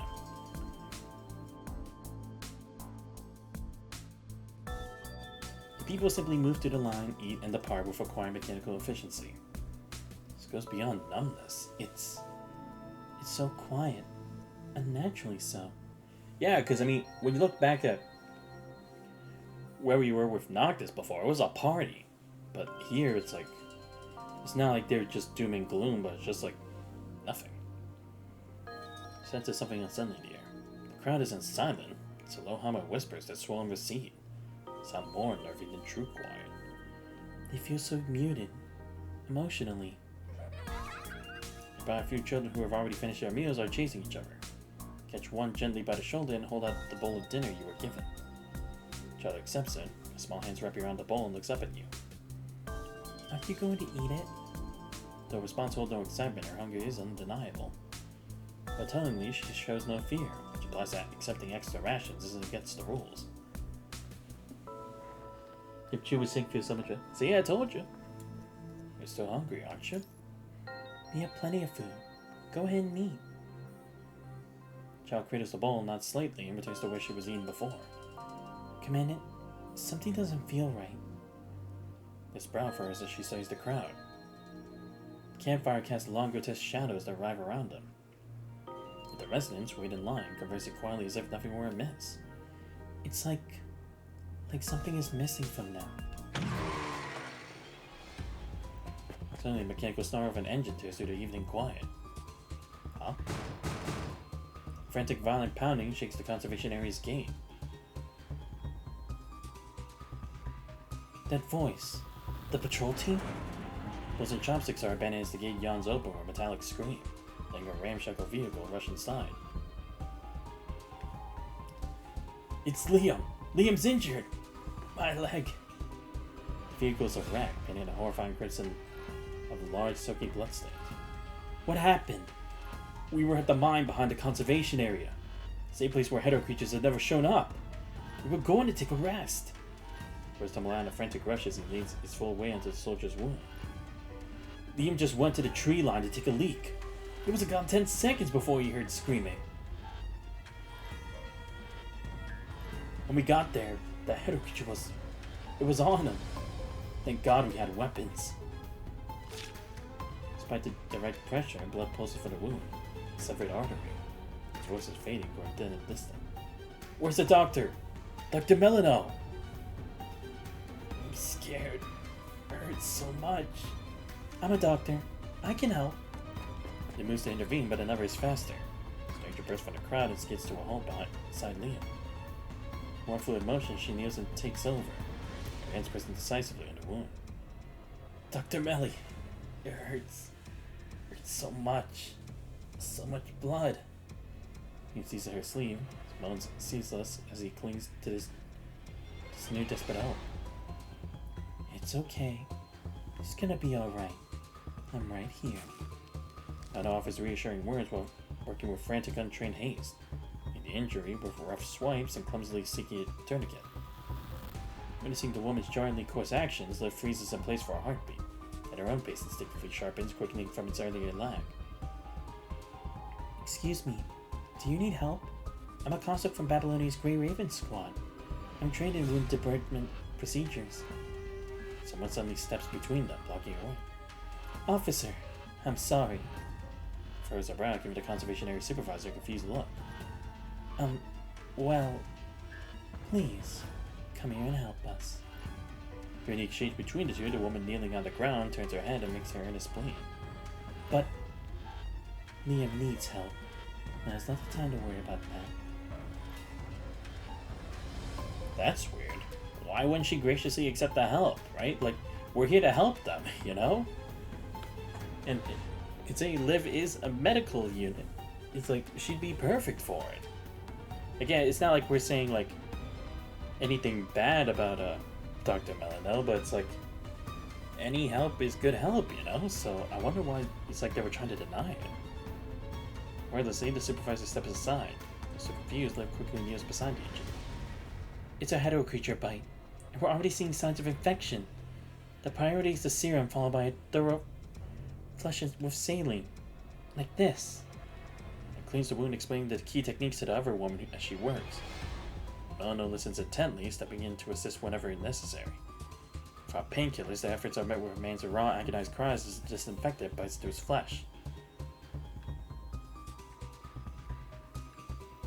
It's alright. Before Liv can utter a word of comfort, Melano drops everything. Pushes to the injured man's side, cradling him in her arms as she gently massages Liam's forehead. It's okay, Liam. You'll be alright. I'm here.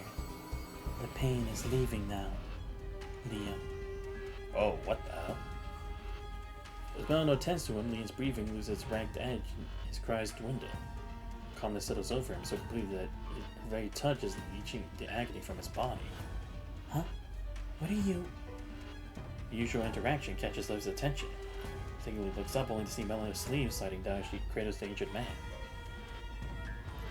The cold metallic glint reflects the firelight, revealing arms that are distinctly not human.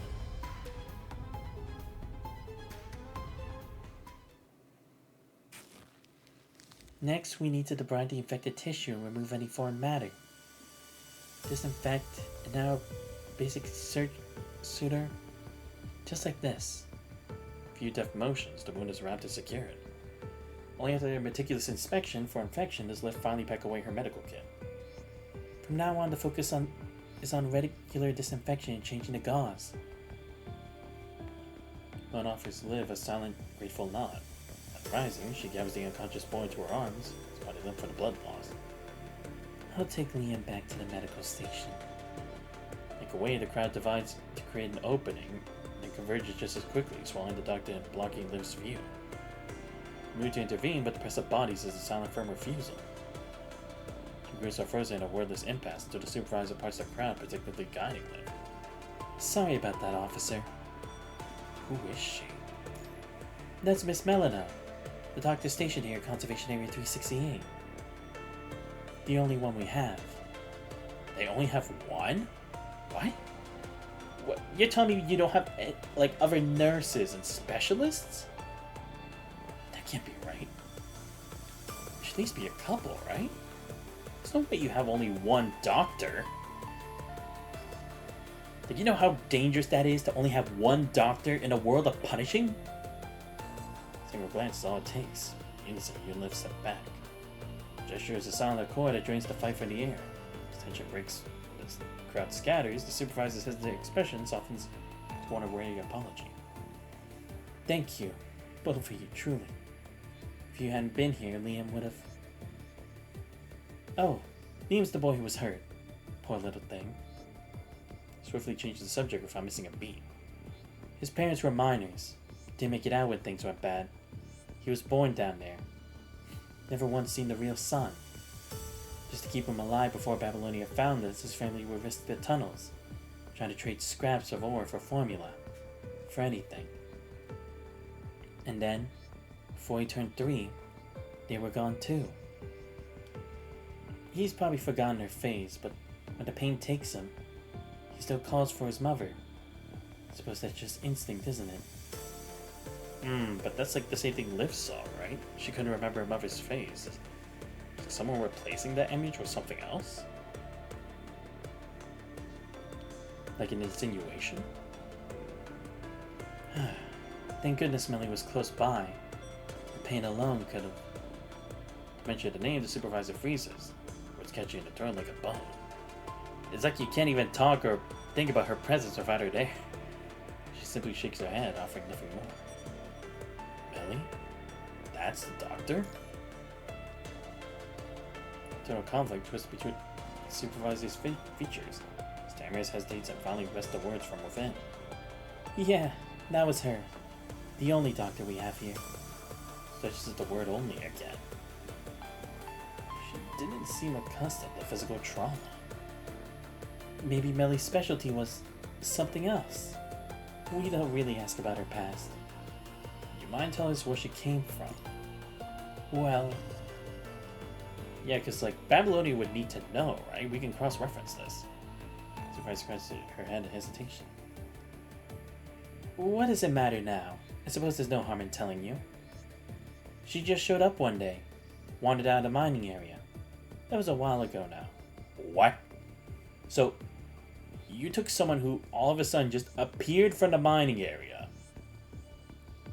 What happened to the other doctors from before? The mining area? Yeah, it's poor here. That's no secret. At least there aren't many hetero creatures. Years back when folks found this conservation area, they just trickled in. That's just life now. People come and go. You don't ask about a person's past. You get along, you become family. You don't, you part ways. Nobody cared what she did before. Well, no, okay? No, that's wrong. That's all sorts of wrong. Like, look, if they came from, like, down the road or something, sure.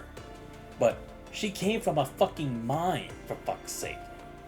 You didn't even think, like, wait, she's not one of our people? Who is she? Like, come on. But then again, it's like, maybe something's happened to them to the point where it's like, they don't even question it anymore. A bit of learning, the ability to read the labels on the medicine Babylonia sends. That's all we needed. That was more than we had. Well, then again, I guess it could also be because, again, they were poor and they were viewed as a lower priority, right? So they grasped at straws at any help they could get, right? So as long as she did it, then it's like they didn't care. You should have seen old Jack trying to cure his sciatica with headache pills. And Sunny, the girl thought you were supposed to drink the whole bottle of cough syrup in one go. But Melly, she changed everything. Everyone here, young and old alike, absolutely adore her. Since she arrived, I'm not exaggerating when I say accidents and mishaps have been cut by more than half. Woman rambles on about all the changes the doctors brought to the conservation area. But it's like, that can't affect it like that, though. Thank you for sharing that with us. Yeah, something's definitely wrong here. But again, it's like, that seems too obvious though, right? Because again, it's like, all that information to bring us here to this one suspicious woman, is it really that simple? I don't know. Take your leave of the supervisor, who seems reluctant to end the conversation. On the walk back to the camp, the moonlight silvers the rooftops and stretches long, slender shadows across the ground. Melano. That doctor isn't human. She leaves her hands in plain view. She can mechanical constructs of interlocking gears and components that are unmistakably artificial. Can you tell what she is? A construct or a mechanoid? I'm not sure. Her hands. They have mechanical skeletal structures, but constructs can have those too. She recalls everything she just witnessed. I've also noticed she can influence the human mind. Influence? It's hard to define. It was like she was regulating the mind, or perhaps extracting the sensation itself. It wasn't brute force control, but she certainly had some level of influence. Such neurotechnologies were researched during the Golden Age, but it was a highly specialized field. My knowledge is limited.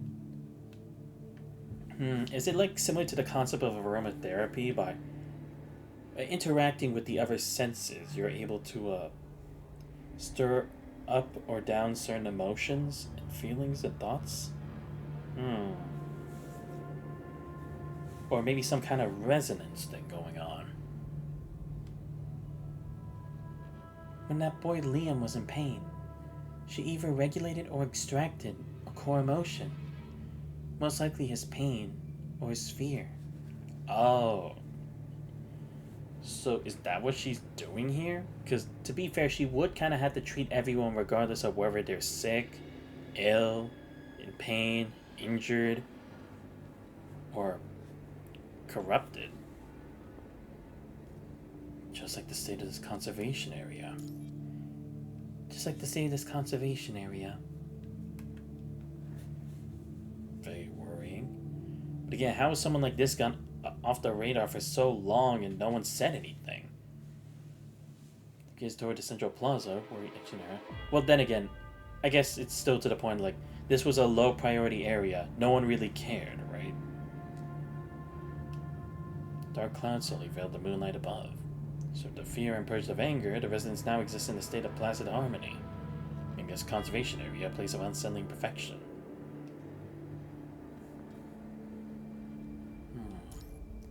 Is she in Babylonia's official records? Yes. Really? Okay, she is. I thought she wasn't gonna be.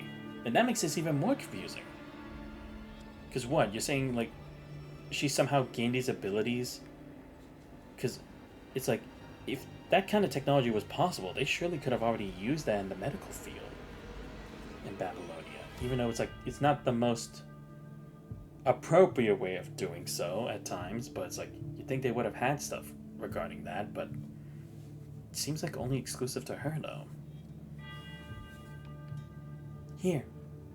Melano, female, human. So they claim. Wait, what? Well, was she turned into a construct or a mechanoid when she was in the mines? According to her own testimony, she was a doctor working for the mining company here, stationed in the mining area. Mining company?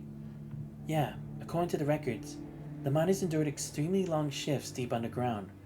Her role was specifically to treat the depression and psychological strain that developed from such prolonged isolation in the mine. Oh, okay.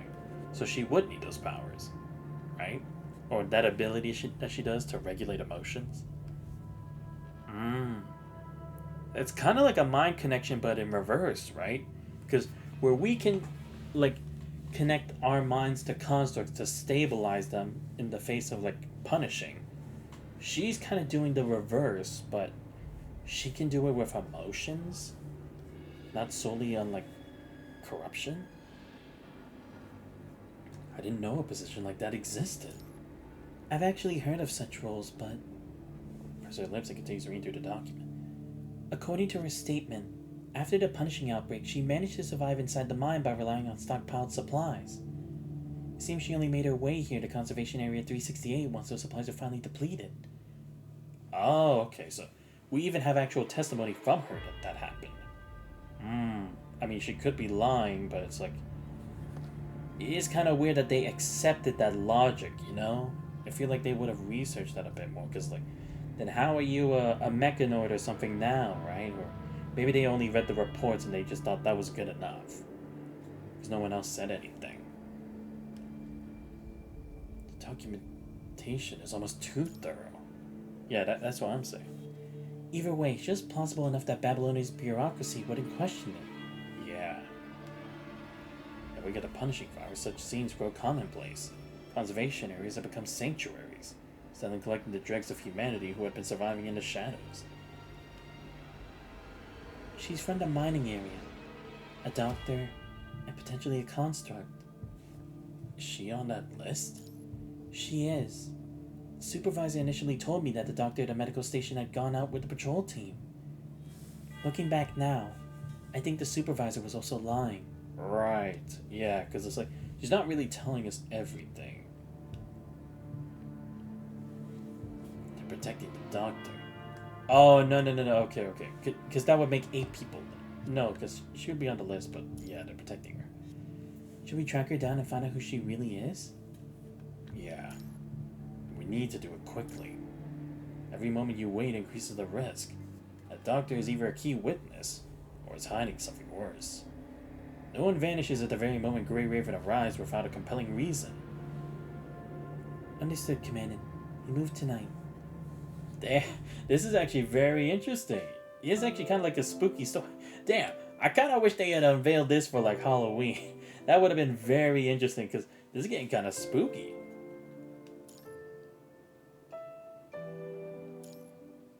It's like this spookiness is already way better than the initial Stigmata chapter. Night falls, darkness thickened by clouds that shroud the moon.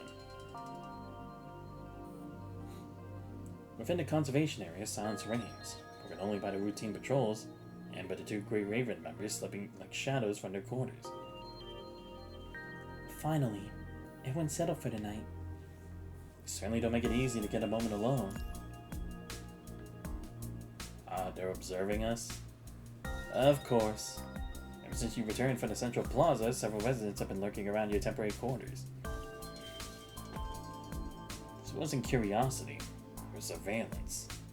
Like a hive mind. The ruse only worked after the fake extinguished the lights. You both waited in silence for another 30 minutes. Convinced that you were gone to sleep, the watchers finally withdrew. Under the cover of night, you navigate a world of shifting silhouettes. Patrol soldiers' lanterns warp the conservation buildings into grotesque shapes. You and Liv move between the pulses of light, finding safety in the deep, still darkness behind the structures. Is there a way to find out where the doctors stay? I have a feeling her quarters won't be far from the medical station. This way, Commandant. I mean, she would have to play the part, so yeah, she can't be too far. Evading the patrol soldiers, you press yourself into the deep darkness under the eaves. Liv leads you to a surprisingly modest tent. Within, a warm yellow light spills out. Seems Melino, the doctor, has decided to stop concealing her presence. Ah, it's you two. Hello there. She's even standing at the entrance of the tent as if she'd been expecting your visit all along. Hello. I had a feeling you would come. Please, come in and have a seat. We are not enemies. Whatever you wish to know, I will answer.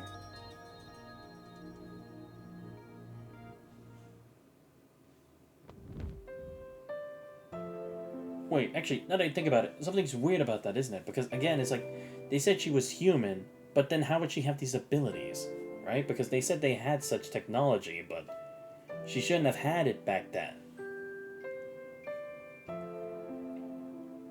Or is it that they lied that she was human and she actually was a construct at the time? But again, it's like, why would they need to go about it like that? Is her identity, like, so significant? Or again, is it more so like she used a technology that allowed to use those abilities, and now she somehow is able to manifest those abilities within herself? I don't know. It's a tricky situation. A gentle smile, Melina draws back the tent flap. You see a warm, delicate fragrance of wood and herbs to greet you. Wait, Commandant. Her protective stab lift positions herself in front of you. You start into the tent to assess it for danger. At the moment, she gestures for you to enter. The space is modest, illuminated by a lantern that casts a warm yellow glow. As the walls and across the ground are piles of thick-handed blankets. Despite being furnished with crude and basic materials, the air itself holds a comforting warmth that pushes back the night's chill. Yeah, I mean, it's not like it's fancy, but it's not like tatters either. Please, make yourselves comfortable. Melina gestures for you to sit, then lifts a kettle from a small stove to pour 2 cups of hot water. She makes no attempt to conceal her inhuman hands. The steel framework grinds softly with the movement, as prolonged neglected maintenance. A soft whirring rustle and the mechanical spider dances in the corner, its 8 legs weaving intricate web in the air. Oh, is this that? Wait, what? That would be. Wouldn't that be the same spider that was what's it called? That was at Babylonia, right? Was it following us the whole time? And if so, like when? How long? Because maybe that's what's happening to Liv, right? It's like it's changing her perception to make her think that Melino's like safe for her, right? again, it's like, why would you need to do that? I guess because she's a special construct, she would be listening in. But it's like, the question is, was she also listening into my conversation with Asimov and Hassan, or the interrogation room? According to human etiquette, one should offer guests tea. Oh, my bad. She's actually saying, I apologize, but I have any beverages to serve you. She offers an apologetic smile. According to human etiquette? Forgive me, I haven't properly introduced myself. Setting down the kettle, Melina straigens her posture and sits formally upright before speaking with measured deliberation. My name is Melina. As you can see, I am mechanoid. To her surprise, Melina openly acknowledges her true identity. Wow, okay. She actually specified herself as such. And she didn't even say she was a construct, so she's... Okay, wow. Very interesting. I guess because, again, but in time we would learn, right? Like, we could just contact Asimov right now on speed dial and see if he can, like, bring it up. Everyone here seems to know. This isn't a question. Clearly the residents of the conservation area have been collectively guarding the doctor's secret. But why is it such a secret, though? Yes. I never tried to hide it from them.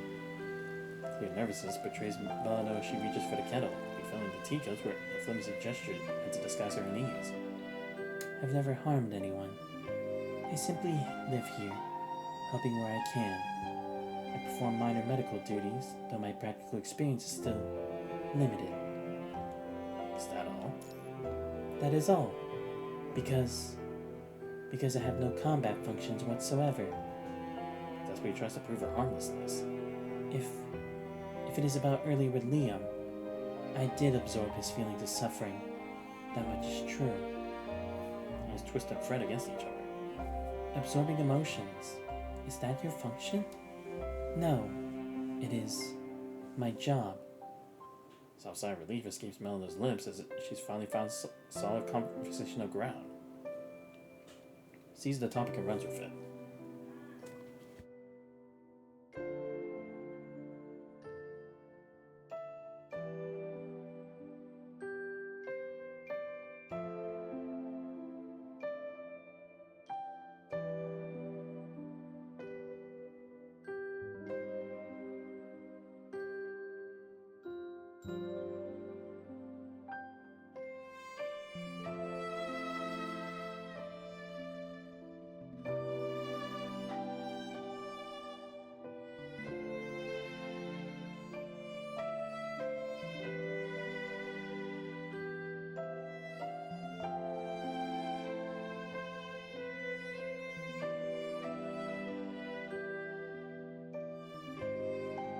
Okay, give me a couple minutes, guys. I'll be right back. Gotta do something real quick.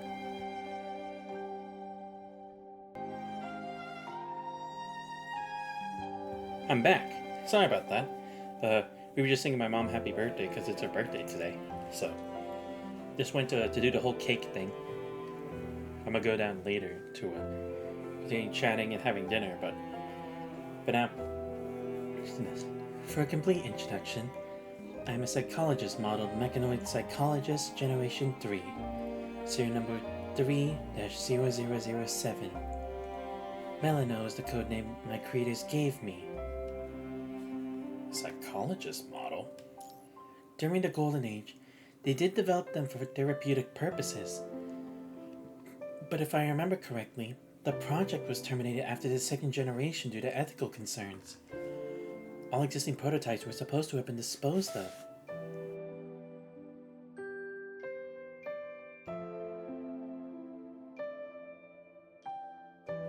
But there are always those who see use for such abilities, aren't there? I remember reading documents about this at FOS. I recall records from FOS College about these mechanoids. Psychologist model mechanoids were developed during the Golden Age, designed to regulate human emotions. Again, more of that, Oh, so is that what she is? She's one of like those, she's one of those evolved mechanoids, right? Because we were talking about evolution and mind and everything. So she's one of them, right? she's one who's like, it's kind of like ascending, but not the same. So that must be what Hassan meant by like having to make the choice, right? Because it's like, it seemed like society was kind of like integrating to where they would be too reliant on like constructs doing things even for your daily life, right? And the zero point reactor was kind of like gonna be the forefront of that too. But now we're back to where it's like we have constructs, but we don't heavily rely on them, partly because of them being able to get corrupted by the punishing, and other just because it's like, this is humanity's fight, you know? This must be like that dividing line. Very interesting. Again, I really love these things that it's like it really connects to the Golden Age in such a way. And again, this must be like research done in that specific institute that Dominic had, right? At FOS College. As technology reached its zenith during the Golden Age, a plague of mental illness spread. Really? The wealthy could afford human therapists, but for the poor, the solution had to be cheaper and more scalable. Ah, right. That does make sense, because therapy can cost a lot. At least from what I've heard before. Well, I mean, it's not like crazy expensive or anything like that, but it's like, it would be a decent amount of money. And like to have to get those like multiple times for like whether it be for recovery or just checking, like just for a checkup or something, it would kind of accrue to a bit. Thus, the stem crisis of that, the Psychologist Generation 1 was created. Mechanoids equipped with psychological comfort modules to meet a desperate need.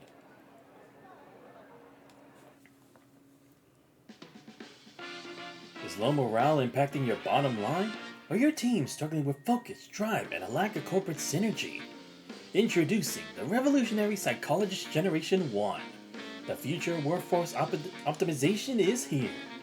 Healthy, eco-friendly, and with zero side effects. Our proprietary positive emotion module gently recalibrates the employee's psyche. And one session only takes 20 minutes. Be among the first to revolutionize your workplace.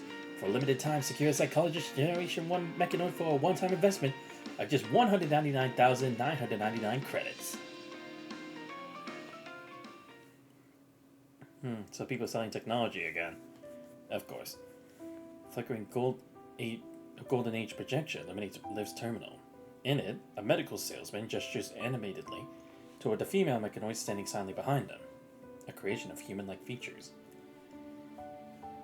I mean, it makes sense that they also had to make it human-like too, because then they're approachable, right? It gives them that somewhat sense of security that it's like, it may not be a human, but at least it looks human enough, right? Rather than just like machine parts and everything. It's like people will at least be wary. And that was it? Just a positive emotion module? Of course it wasn't. Her brow furrows, pained expression crossing her features as she delves into an unpleasant memory.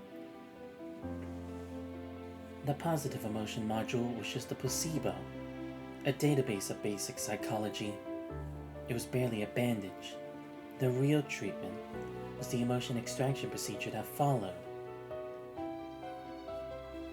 We would translate the brainwaves and negative emotions, isolate the specific neural signals, and then first compile a program to send back to the brain.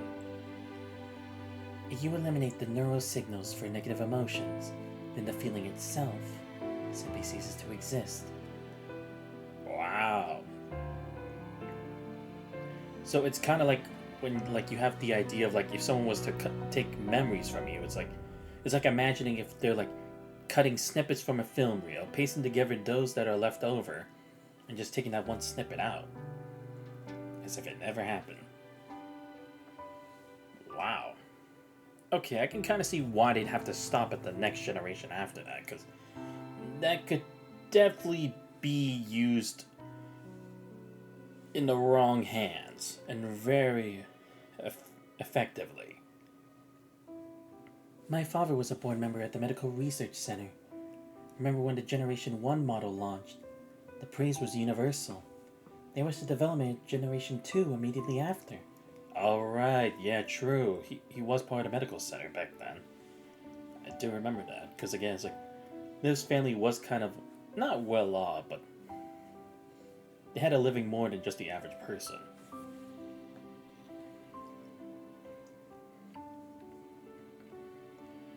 Right as it hit the market, the first medical incident occurred. A corporate employee stepped casually from the 19th floor landing, laughing and chatting as he fell. Moments before, he had been treated by a psychologist Generation 2 mechanoid for work-related anxiety. The procedure erased his capacity for fear as he felt no alarm as he stepped into the opening. Oh, so it gets rid of the whole concept, not the moment, but just the idea of fear. Oh my god. That would actually be really dangerous. Holy shit. Like, I didn't think it really took that whole emotion. I thought it, like, literally, I just thought it was just that feeling, that instant, nothing more. But I guess it would have to pry off from the whole feeling because, again, it's like, it's kind of like how trauma works, right? Where it's like, it's a key word or an idea, so it's like, anything that kind of relates to that, people would, like, they'd shiver or they'd, like, freak out a bit. Just for anything, something related to that, so, oh wow. Yeah, I can see why they have to shut down that project. That is way too dangerous. Like, even if it is for the good, it's like, do you have any idea what that could do to the mind? You'd have nothing left. After that, a series of medical incidents related to the psychologist Generation 2 occurred in rapid succession. It was until the authorities dismantled several units that they uncovered the base logic behind their operations. Oh no, let's have a deep sigh. When extraction proved insufficient, the emotion consumption protocol would engage. It would directly devour the neural activity in those wavelengths. Oh, I see. The neural activity. Right, so it takes literally that information from the brain. Once these signals of neural activity are devoured, the emotions they govern briefly vanish from the human experience. Wow, okay. I'm glad they were going into more in depth about like what this actually would mean. Because I at least know a bit of these terms, studying in the science field a bit in my time. It was a fundamental violation of human ethics. That's why the first and second generations were systematically recalled and destroyed. Ah, I see. Yeah, it's true, the human ethics, that's a very dangerous thing. It can be considered a very dangerous weapon, especially in the hands of someone evil.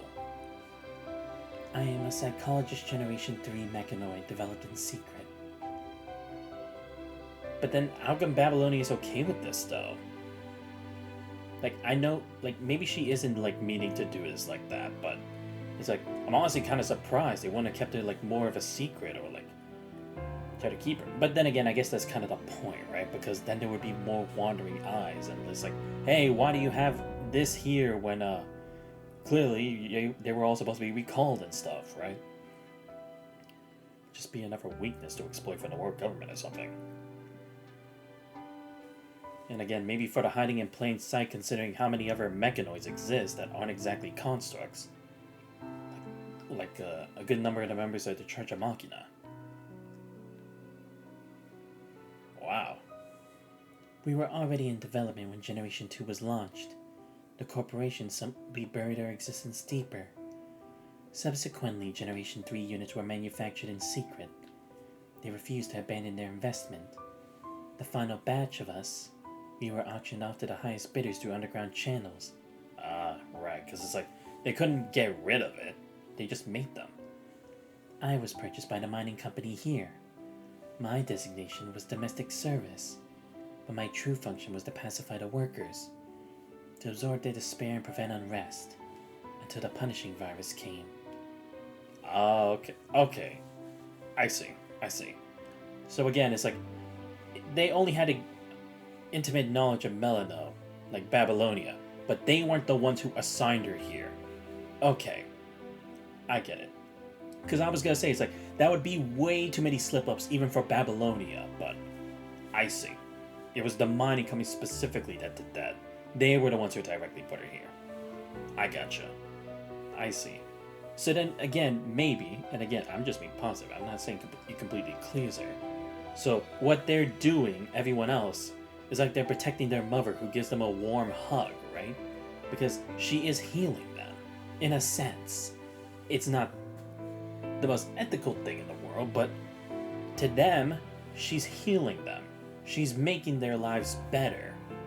That's probably really why they're like hostile to us, right? Because it's like, don't contact Babylonia. Don't take her away from us when we have a state of happiness here, right? Because that's the thing, is like trying to find happiness in a world like this of a punishing Grey Raven is very hard to come by when you look at the many different lives that people have led over the course of history. Like, even those that seem like saving graces are, at first, always come at a price. And sometimes too high of a price. What happened in the mine after the punishing virus outbreak? I remained trapped in the mine for a very, very long time.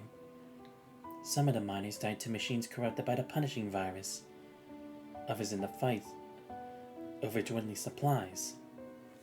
As for me, I don't truly understand it. I just opened my eyes. But again, that's the thing, it's like, she's not an ascendant. We would have been able to detect that by now, but we didn't.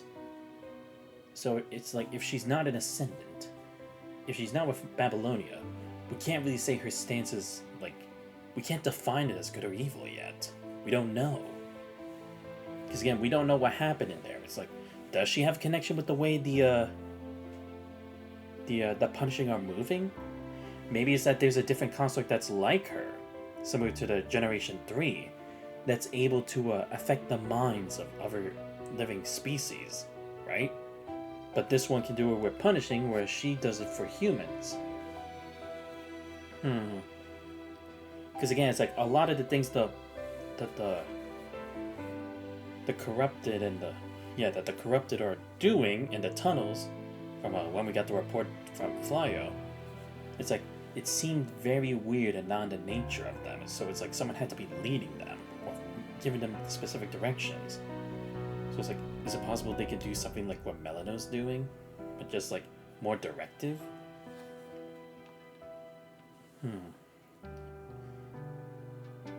But then it's like, if someone else had a power like this, and she was able to escape, why did they let her? Maybe to steer any attention from them to her? Because they could just think like, oh, it's her because she can control things with her mind, or take emotions and kind of steer people to a certain direction or mindset. That's like, she's probably doing the same punishing, maybe? I don't know. Again, I could be overthinking this. I should just probably let the story play itself out. So to articulate her awakening, latching onto the abstract phase, opening her eyes with visible confusion. When my senses finally returned to me, everyone was gone.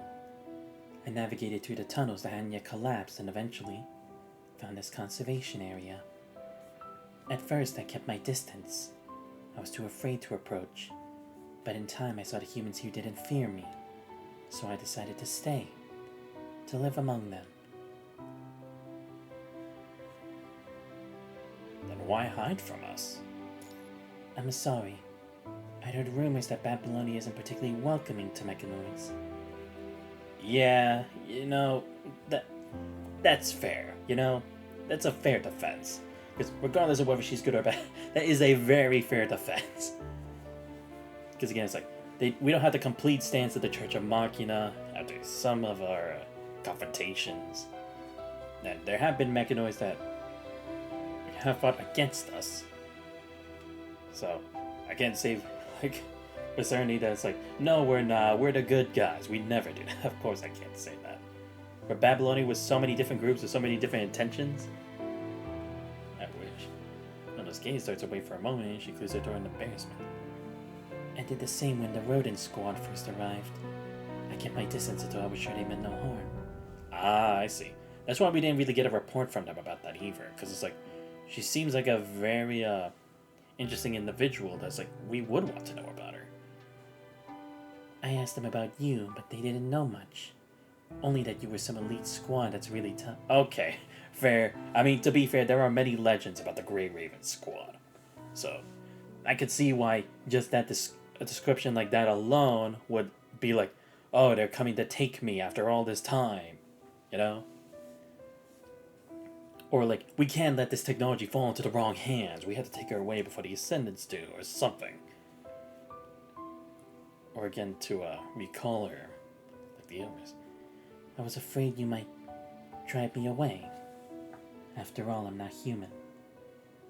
I heard you were only here to help clear the hetero creatures from the mine.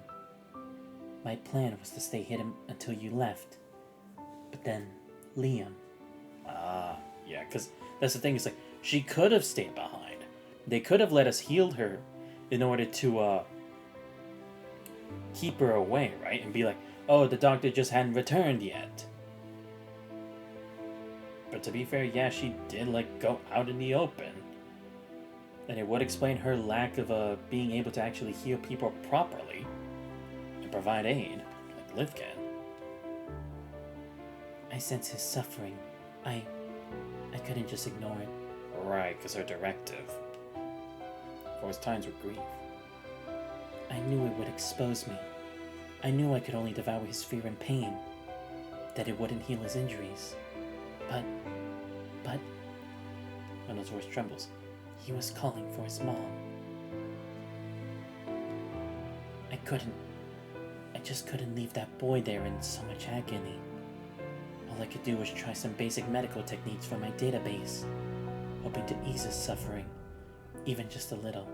Ah, so that's why she accepted Liv's help, right? Because if she could really just do it her own way, she could have just left well enough alone and told them, keep them away from us.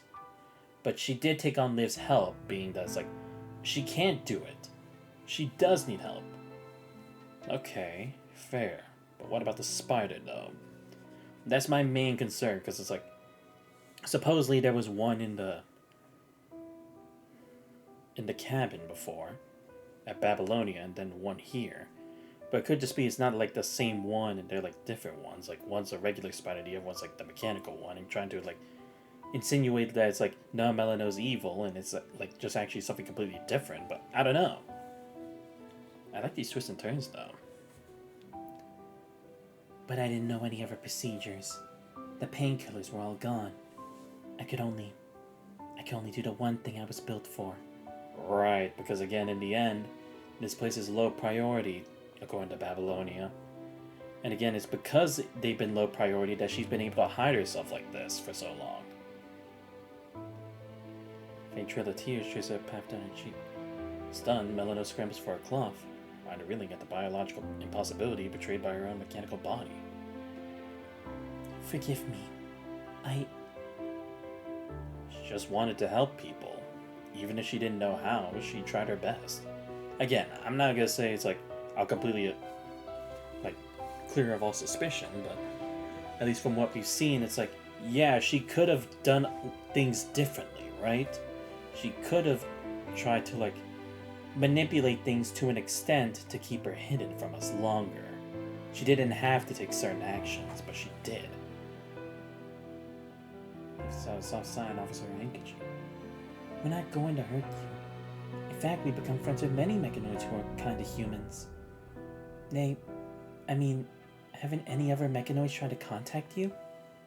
Yes, there have been. As her emotions gradually settle, Melano wipes away her tears. A mechanoid called Arcana contacted me once. She said she belonged to an organization for our kind. Oh, so she did. She got contacted by the Church of Machina. And by Arcana, too. Okay, wow. The Church of Machina. You know of them? I was worried I might have revealed their existence. Fair. No, you could say I'm very close with them.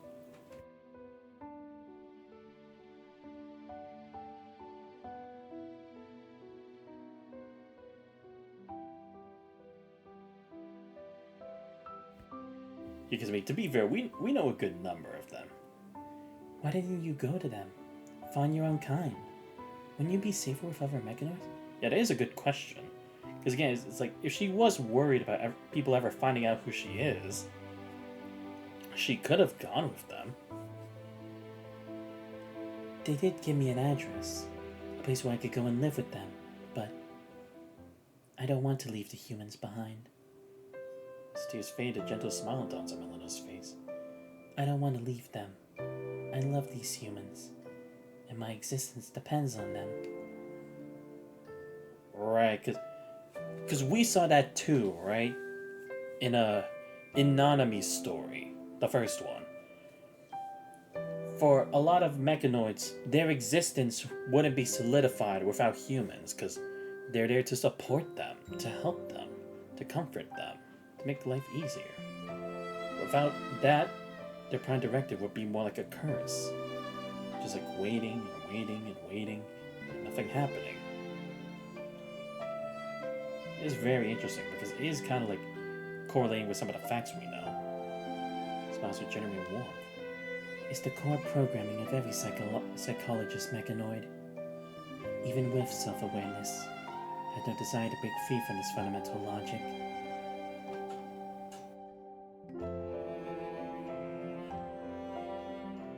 I love them, and I rely on them.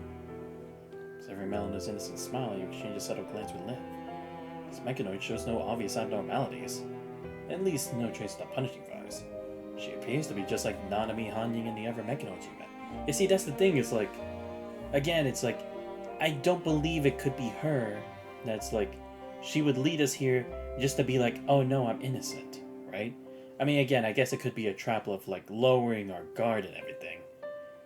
But again, it's like they're making it so obvious it has to be her.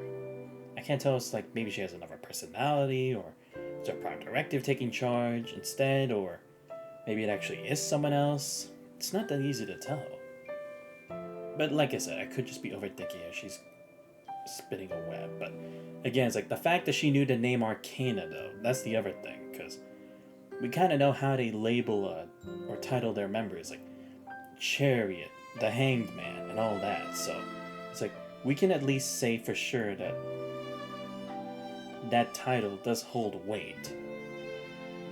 Like it is a real title for someone, especially Arcana too. On the surface, her story seems plausible enough. Well, this is no reason to let your guard down. It may be an opportunity to learn what is truly happening inside the mind. True, because she said something happened, but it's like, why? Because also it does seem like something's happening there again. You mentioned you worked in the mine for a long time. Would you be willing to tell us about the conditions inside? As you know, clearing the header creatures from those tunnels is our primary objective. Of course. Lano agrees without a moment's hesitation. If the mine can be made safe, it will mean a real chance of survival for the people here. What do you need to know? What were the staff in the mine actually doing? According to the treatment records I was given, some were miners. The negative emotions I absorbed from them were predominantly fear and frustration. The others were listed as researchers. Their primary emotions were exhaustion and a profound sense of terror. Okay. Kind of makes sense. Because again, that one guy was also saying about the researchers, but again, that just plays too nicely. That's what's worrying to me. Could it be like, maybe it's like she doesn't even know it, but she's also being controlled by someone else too? By like an even greater mind? Researchers. There seems to be a large laboratory deep within the complex, but due to the nature of my function, I was confined to my designated treatment room for most of my operational period. Lana processed briefly, assuming luminous data flickering across her pupils as if she's retrieving some information. Based on my internal chronology, this was in the late Golden Age. They had been mining for years, excavating tunnels so fast, they formed an entire underground city. Whoa, what? You're telling me they actually made an underground city? Really? I guess that will explain why the Rodent Squad said there are so many paths and such, right? That all leads somewhere. After I settled here in the conservation area, I went back a few times to scavenge for supplies. That's when I encountered the hetero creatures you're hunting, and something else.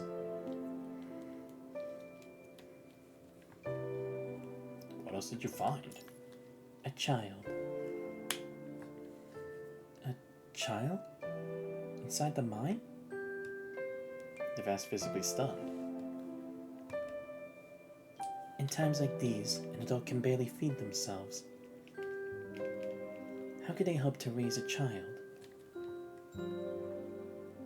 Eleanor lets out a sorrowful sigh. I suppose it was a wanderer who, after giving birth, felt she had no other choice. So she left her newborn in the mine.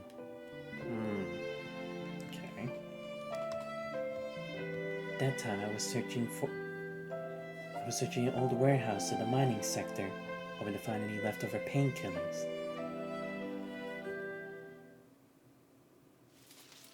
Bandages. These have already deteriorated. The supply warehouse ravaged by time, the fabric crumbled to dust, falling in a soft cascade from the female Mechanoid's hands. She weighed the motes from the air, recalibrated her visual module, and forced open another sealed container. Painkillers. Thank goodness. There's still a bottle here.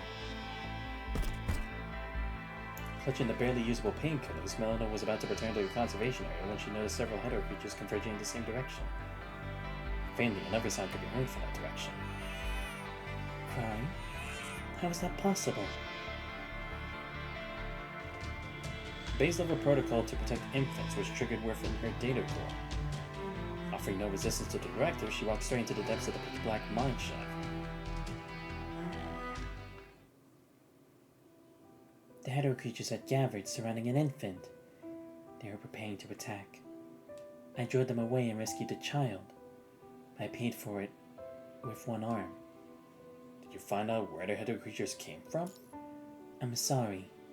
My only capabilities my combat capabilities are too limited. Even though the hetero creatures aren't particularly drawn to mechanoids, their claws can still tear through my body with ease. That's fair. My model is rare. Replacement parts are scarce. That's why I only dare to scavenge around the outskirts. I mean, that's a fair point, because again, it's like, she was a recalled mechanoid at the time. So it's like, they wouldn't have the same stuff anymore. And in a place like this, it's like, you can't guarantee they would have been able to make any reusable parts. And the infant? What happened to the child? I'm just a mechanoid. I don't know how to care for a human infant. Lots of time, Melina stays at the corner where that mechanical spider waves its 8 slender legs, perpetually mimicking the act of weaving a web. I tried to give her water and food, but she wouldn't take it. She just kept crying. So I tried. I tried to devour her distress. But she was so young. New fears and discomfort would surface instantly, and the crying would start all over again. I didn't know how to comfort her. After all, she's only a mechanoid. Where is she now? A couple from the conservation area took her in. Opens the registry and points out the names of the couple. This couple, their own son didn't live to see his 9th birthday. How? I read the resident manual for Conservation Area 368. Doesn't it have a rule that children under 8 years old receive additional supplies? Those rations did help him reach 8 years old, and then he accidentally fell into an open mine shaft. Wow. By the time we found him, it was too late. After I brought this child back, I placed her with them. I hope she might bring some solace to their lives. I'm just a mechanoid. I don't know how to raise a human child. I mean, at least she did the right thing, right? She didn't abandon it. She gave them to another family. It's like, to be fair, they were grieving, so everyone would be happy. The child would have a family, the family would have a child. I mean, I know it's never that simple, but at least in that instant, again, for her, everything would be okay. At least logically speaking. I tried to give her everything I thought was best, but she couldn't grow properly in my care. It was agony to let her go, but I had no other choice, so I asked the couple to take her in. I mean, again, at least she was thinking of the child. Even if she will never call me mother, just being able to watch over her from a distance, that is enough for me. Wow.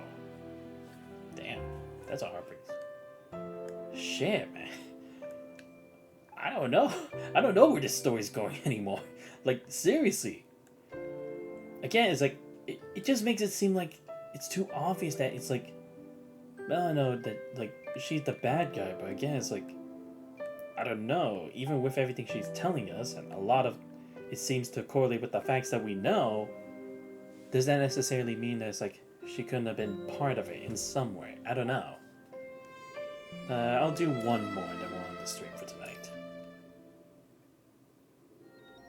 Pale daylight pierces through the clouds and morning mist. But I mean, to be fair, she did at least tell us, like, why everyone was, like, being, like, so protective of her and everything, you know? It's like, she could have used that to her advantage and eliminated us. But then again, it's like, again, everything just seems to fit too nicely that it's like they wanted someone to come here, right? So it's like, who's to say it's like it wasn't to attract attention so that we'd stay, right? Because there was always the possibility we could have just run away, you know? I'm just saying. And even then, it's like she seemed to know that it's like we would be going to her instead of leaving. Because couldn't there have been the potential risk we left and brought back up? I don't know. It's just things. Certain things add up, but certain things that's like they're still not really solved. No birdsong greets the morning in the mining area. The autumn wind wanders through the valley of towering layered cliffs. The door is shaken by an urgent rap. Hello? Who are you looking for? There's no one at the door. Just a few half-ripe and wild fruits scattered on the ground. Who is it?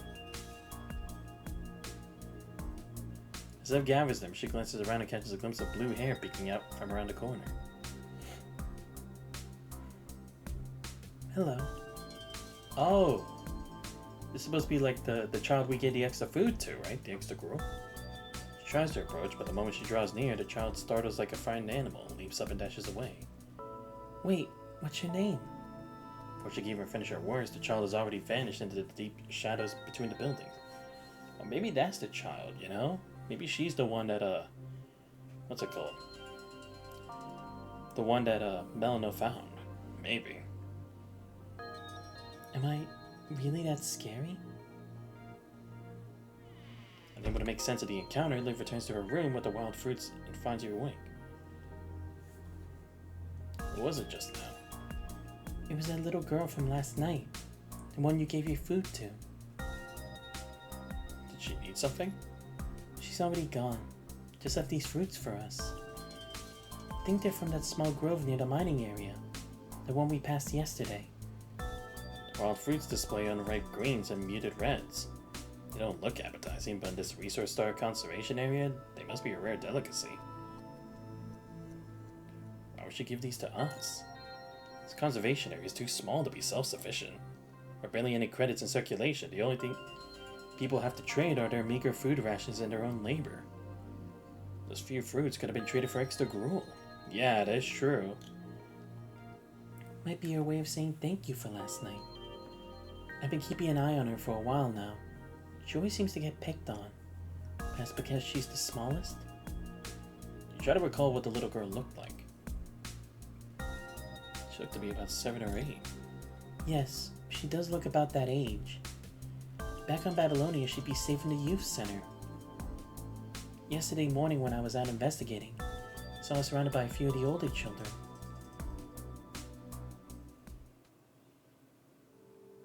One day ago, as the hazy morning light filtered through the clouds, Liv left her temporary quarters early. You had been up late and handling Babylonia's affairs, so she decided not to wake you up and began the preliminary investigation on her own. The investigation was taking shape.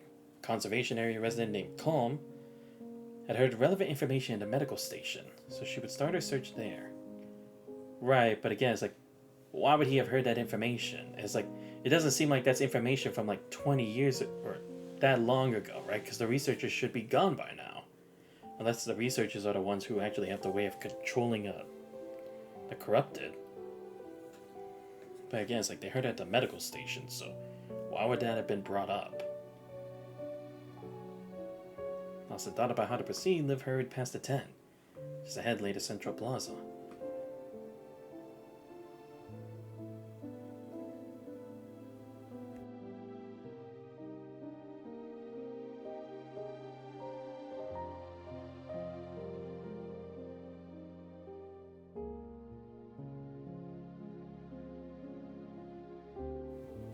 In the open space, several early rising children clapped their hands as they circled the disheveled little girl, singing a discordant chant.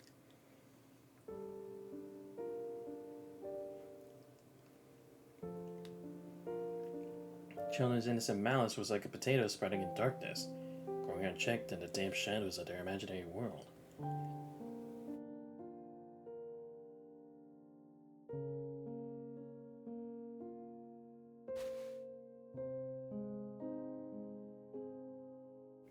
An older child moved closer and gave the girl's tangled hair a sudden cruel tug. The girl in the center clenched a tiny fist, her face a mixture of helplessness and confusion. What are you doing? The bullying came to an abrupt halt with an outsider's intervention. The older children scattered in all directions the moment they saw Liv approaching, darting away with practiced speed down separate escape routes. Instead of giving chase, Liv approached the blue-haired girl, knelt down and gently wiped the dirt from her face with a handkerchief. Were they being mean to you? You know, if someone's being unkind, you should always tell your family about it.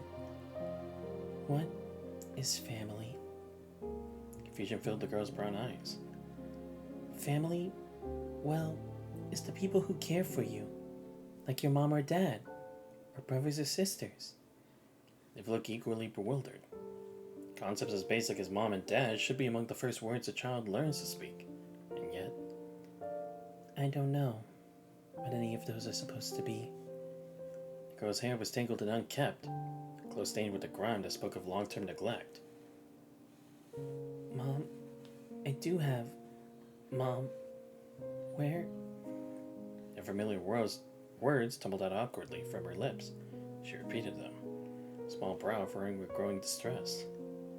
She's simply too young to articulate her thoughts into coherent sentences. As if seeing a reflection of her younger self, Liv's expression softened. She gently drew the child into her arms. It's okay. You don't need to worry about it now. And her fingers through the girl's long hair, patiently smoothing out the tangles. You know, sometimes people get separated for a little while. And when you grow up, I'm sure you'll be able to find your mom. Separated? Is that really true? Of course it is. That's why you have to make sure you grow up healthy and strong. After carefully arranging the hair into a tidy style, Liv led her to the conservation area supervisor's place and knocked on the door. Oh, my, you're up early, officer. Something I can help you with? I'm sorry to disturb you, but I found this little one all alone. Would you happen to know where she belongs? A child? The long-haired girl peeked out timidly from behind Liv, only half her face showing. Ah, her. Yes, I know her. She wandered off again. Don't you worry, officer. Just leave her with me. I know exactly where she lives. Seeing the faint resistance in the child's eyes, Liv paused a moment before voicing a question. You don't mind me asking, could you tell me a bit about her family? I could not but notice some of the other children were being rather unkind to her. Oh, that. Not a special story around here, I'm afraid. She was abandoned as a baby. Someone found her and sent her here. A couple took her in. Their own child had gone missing, you see. I think they were hoping to fill that void, but she's not theirs by blood, and, well, some hearts don't have room for a second chance. Ah, yeah. So I was right. Unfortunately, it was the other side of that. It's like, she did hope that it's like, it would help them. But unfortunately, it's just not that simple, right? It's not going to instantly fill that void just like that. Like, people can be desperate, but some people, it's like, they don't give in too much to that desperation at times. The conservation area supervisor gave a knowing look. Alright now, come along. Let's get you back. The supervisor took the girl's hand and led her away towards the outskirts of the conservation area.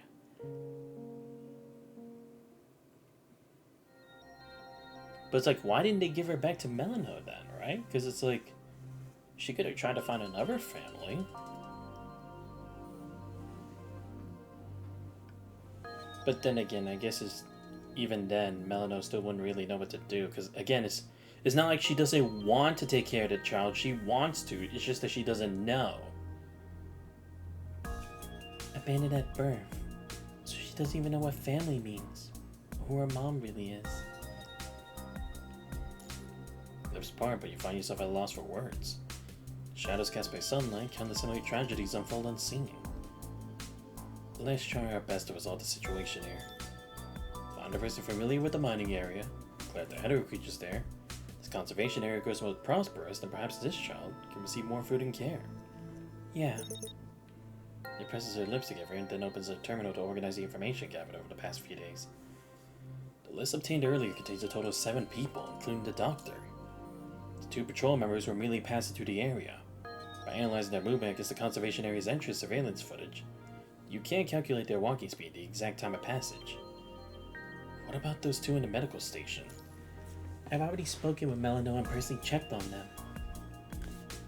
One is an elderly patient with significant brain damage. I'm afraid he won't be waking up anytime soon. The other lost a lot of blood. Even if she regains consciousness, she'll be far too weak to even leave her bed. 4 names are now crossed off the list. The only remaining suspects are Melano and the 2 people who took the vehicle into the mining area to prospect for resources. Melano. We'll put her investigation on hold for now. Yeah, because again, it's like, we can't cross her off the list, but we don't know too much to really say that it's like, she's guilty, you know? Theoretically, Melano is highly suspicious. However, given her special identity and the conservation area supervisor's protective attitude, starting with her would likely to be a hand. Yeah. Because again, it's like, it could just have been like, it's a coincidence. It's like, we're actually being led astray to think it is her, when it's actually something completely different, you know? Then that leaves only the 2 who fled in the mining area. Ark and Nyler. 23 and 25 years old. Both adult males. According to the registry, they were both born right here in the conservation area. Their parents were mine workers who stayed behind after the punching outbreak. They entered the mining area some time ago and haven't returned since. I see. By the way, can we still contact Rodent? I'll try to reach them. Yeah, we haven't heard from them. At a brief dial tone, the line connects. Though still broken by static, the signal is stronger than before. Oh, okay, we can actually contact them. Great Raven? Dark-Skin Captain appears absolutely thrilled. Hello, this is Anthos, Commander of Grey Raven. I ask what your current operation plan is? Operation plan? We... Terminal stutter is seemingly about to lose connection again when the screen violently shakes. Clearly, player has once more resorted to his self-taught repair method. That should do it. Huh? Something's wrong. Wait, is he getting controlled? Like, maybe he's trying to tell us stuff, but he's being controlled or limited on what he can say? Chuckles with self-satisfaction. Like I was saying, we're planning to go deeper into the mine. Try and find where these hetero creatures are coming from. No, he is, isn't he? He's being controlled. Either that or someone's hacked in and they took the call instead pretending to be them. Because it's like, again, something happened. But he's not telling us what happened. And now all of a sudden it's like, it went from that to like, nah, it's all good. I was under the impression that Rhoda was not particularly skilled in combat. We may not excel at combat, but we're experts at digging. In these tunnels, we know how to stay alive. Normally we played safer, but something's off down here this time. Where are your teammates? Pulls out his notebook and carefully checks the recorded info. See? According to my logs, this mine usually spawns hetero creatures like clockwork. A new batch pops up every 2 weeks or so. Our usual routine was to swing by and clear them out before they could multiply and threaten the conservation area. Could something be controlling them? I'm not entirely sure. We've already blocked... Flips the pages, nope. Blocked about 5 exit points and collapsed a dozen old tunnels. Just keep coming. No, maybe he is being controlled, because maybe that notebook is like, it's an old notebook, right? And it's like, maybe he's reading it like a script because he doesn't know what to say. And to clear it, he's just like looking at the notebook for answers. I don't know. So Yumi's theory is the problem's the mind itself. Our sensors show. Flips another page. See, that's the thing, is like, he should be able to remember this. Why does he have to always look through the notebook? That the punishing concentration levels are going crazy in there, fluctuating erratically. So you'd think something might be hatching them, like the red tide. It's a serious problem either way. What's different this time? The numbers. There are far fewer of them than before. Finally stops flipping his notebook and closes it. This was supposed to be a routine cleanup, but the Hedo creature's numbers are way down, almost 2/3 fewer than usual. We're using this lull to push deeper. See if we can finally find their breeding ground. Understood. We'll enter the mine approximately 1 day. A day from now? Wait, you mean you're coming to meet up with us? The legendary Grey Raven? Awesome! I need to see if the Grey Raven Commander really is as... Just forget about it. You lost your credits to me. Larry frankly pushes down the two hands, desperately trying to wriggle into the frame, laughing hardly all the while. They will be waiting for you. Oh right, the mine's a maze. You don't want to get lost. You should regularly contact us to keep your bearing. No, yes, they are, aren't they? He's probably trying to say something, or he's probably gonna say the wrong thing, but he's stopping and correcting himself. It's okay. Don't worry about it. By the way, have you run into any residents from the conservation area? Residents from the conservation area? Ark and Nyler. We found their vehicle near the conservation area's outskirts. Oh, those two. Commotion around them suddenly seems to drain away. We ran into them. We totally warned them the mine was swarming with Hedo creatures lately, but they charged in anyway. What's the point of trading ore if you're not around to spend the credits? Reckless. Don't worry, we got them settled at our makeshift camp. They're safe for now. Good to know. We'll contact you again once we're inside. Okay. No, because I think that's also weird. When the two friends like Ymir and them try to pop up their heads, is like, it's gonna show something, isn't it? That's why he keeps trying to like get them away from the picture. Image glitches and war is finally freezing in a bizarre frame. Is the signal in the mine really this bad? Good thing I brought a signal booster transceiver. It retrieves 2 button-sized signal amplifiers from a supply pack and attaches them to both of your terminals. I brought spare units too. Commandant, we're ready to go. Let's go. No, okay, that's definitely the trap, isn't it? The mine.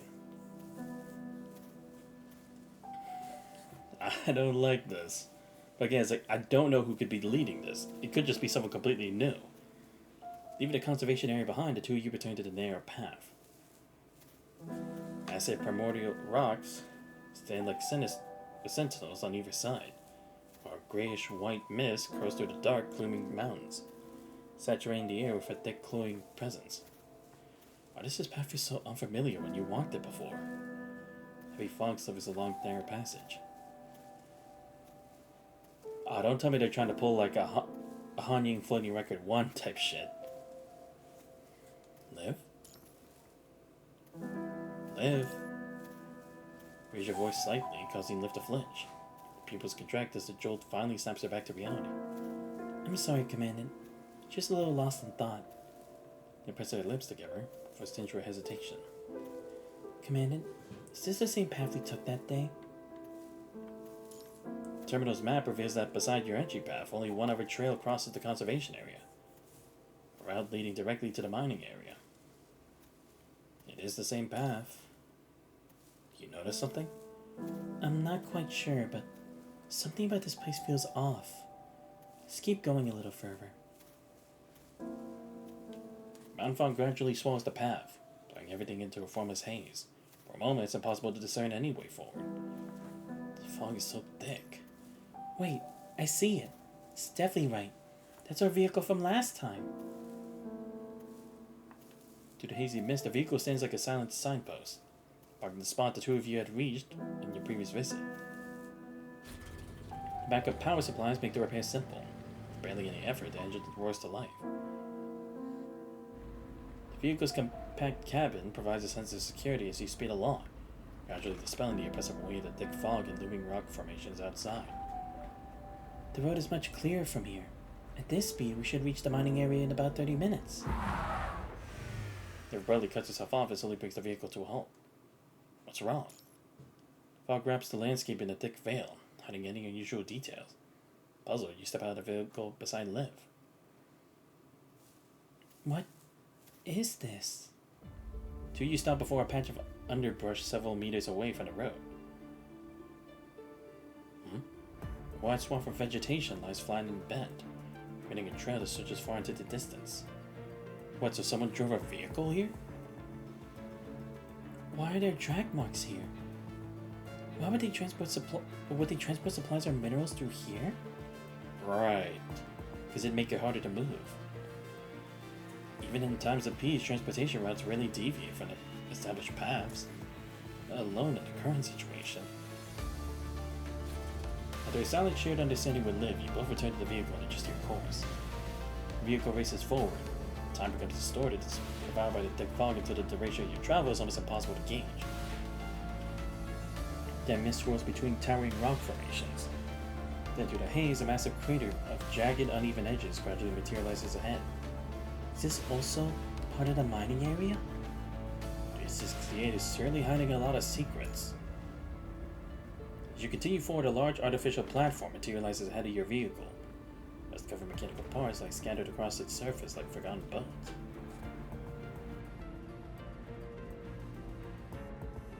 Moss and vines have aggressively reclaimed this place, weaving into a thick carpet that emits a strange, sweet fragrance. On the ground, several jarring furrows have torn through the dense moss, as if the cargo being dragged is circled violently. The trail ends here. You can't be seen the mine entrance, yawning mouth of profound darkness that seem to beckon you inside. Oh, maybe the two people, like who ran from the vehicle? Maybe they were dragged here by something?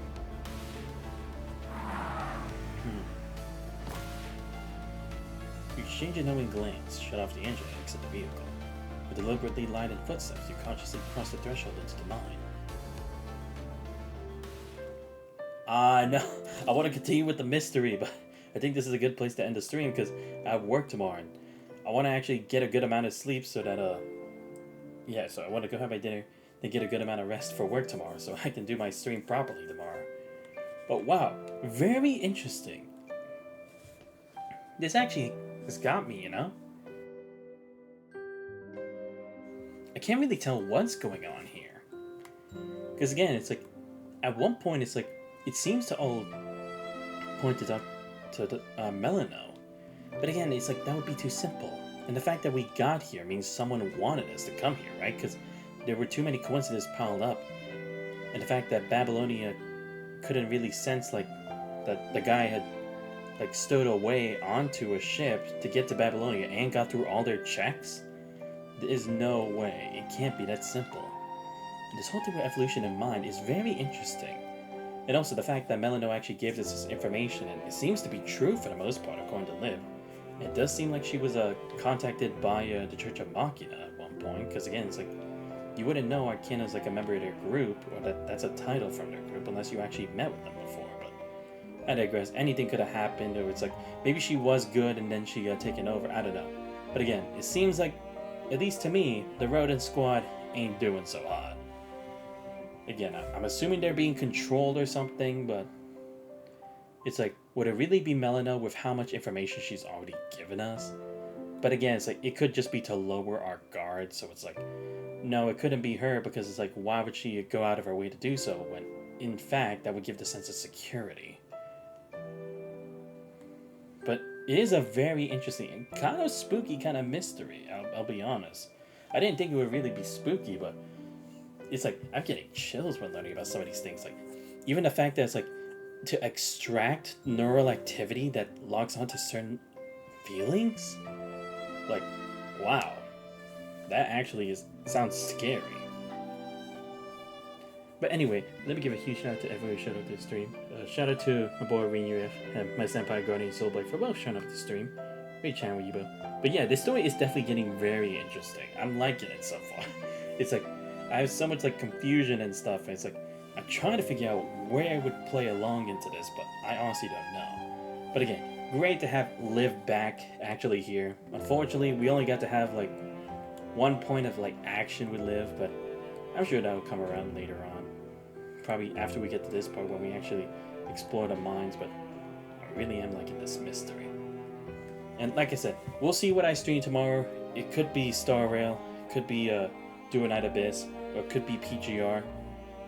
But if I had to choose, I'm probably more likely to choose either DNA or PGR, because I'll be honest, Star Rail's story was a bit confusing and a bit stretched out to me. I'll be completely honest. So maybe it's like I kind of want to like have something that's like I'm more looking forward to. So yeah, those will most likely be what I do tomorrow, but I won't guarantee. But you guys will know when you get the notification. But anyway, if you guys did enjoy the stream but already found the channel, please make sure to leave a follow. Much appreciated. Check out my YouTube channel where I posted the VOD. Subscribe as well. Join the Discord, you guys not already. Links to all those are on the channel. But this is Mr. Santos' voice. I hope you guys have a great rest of your night. I'll see you guys next time. We're out.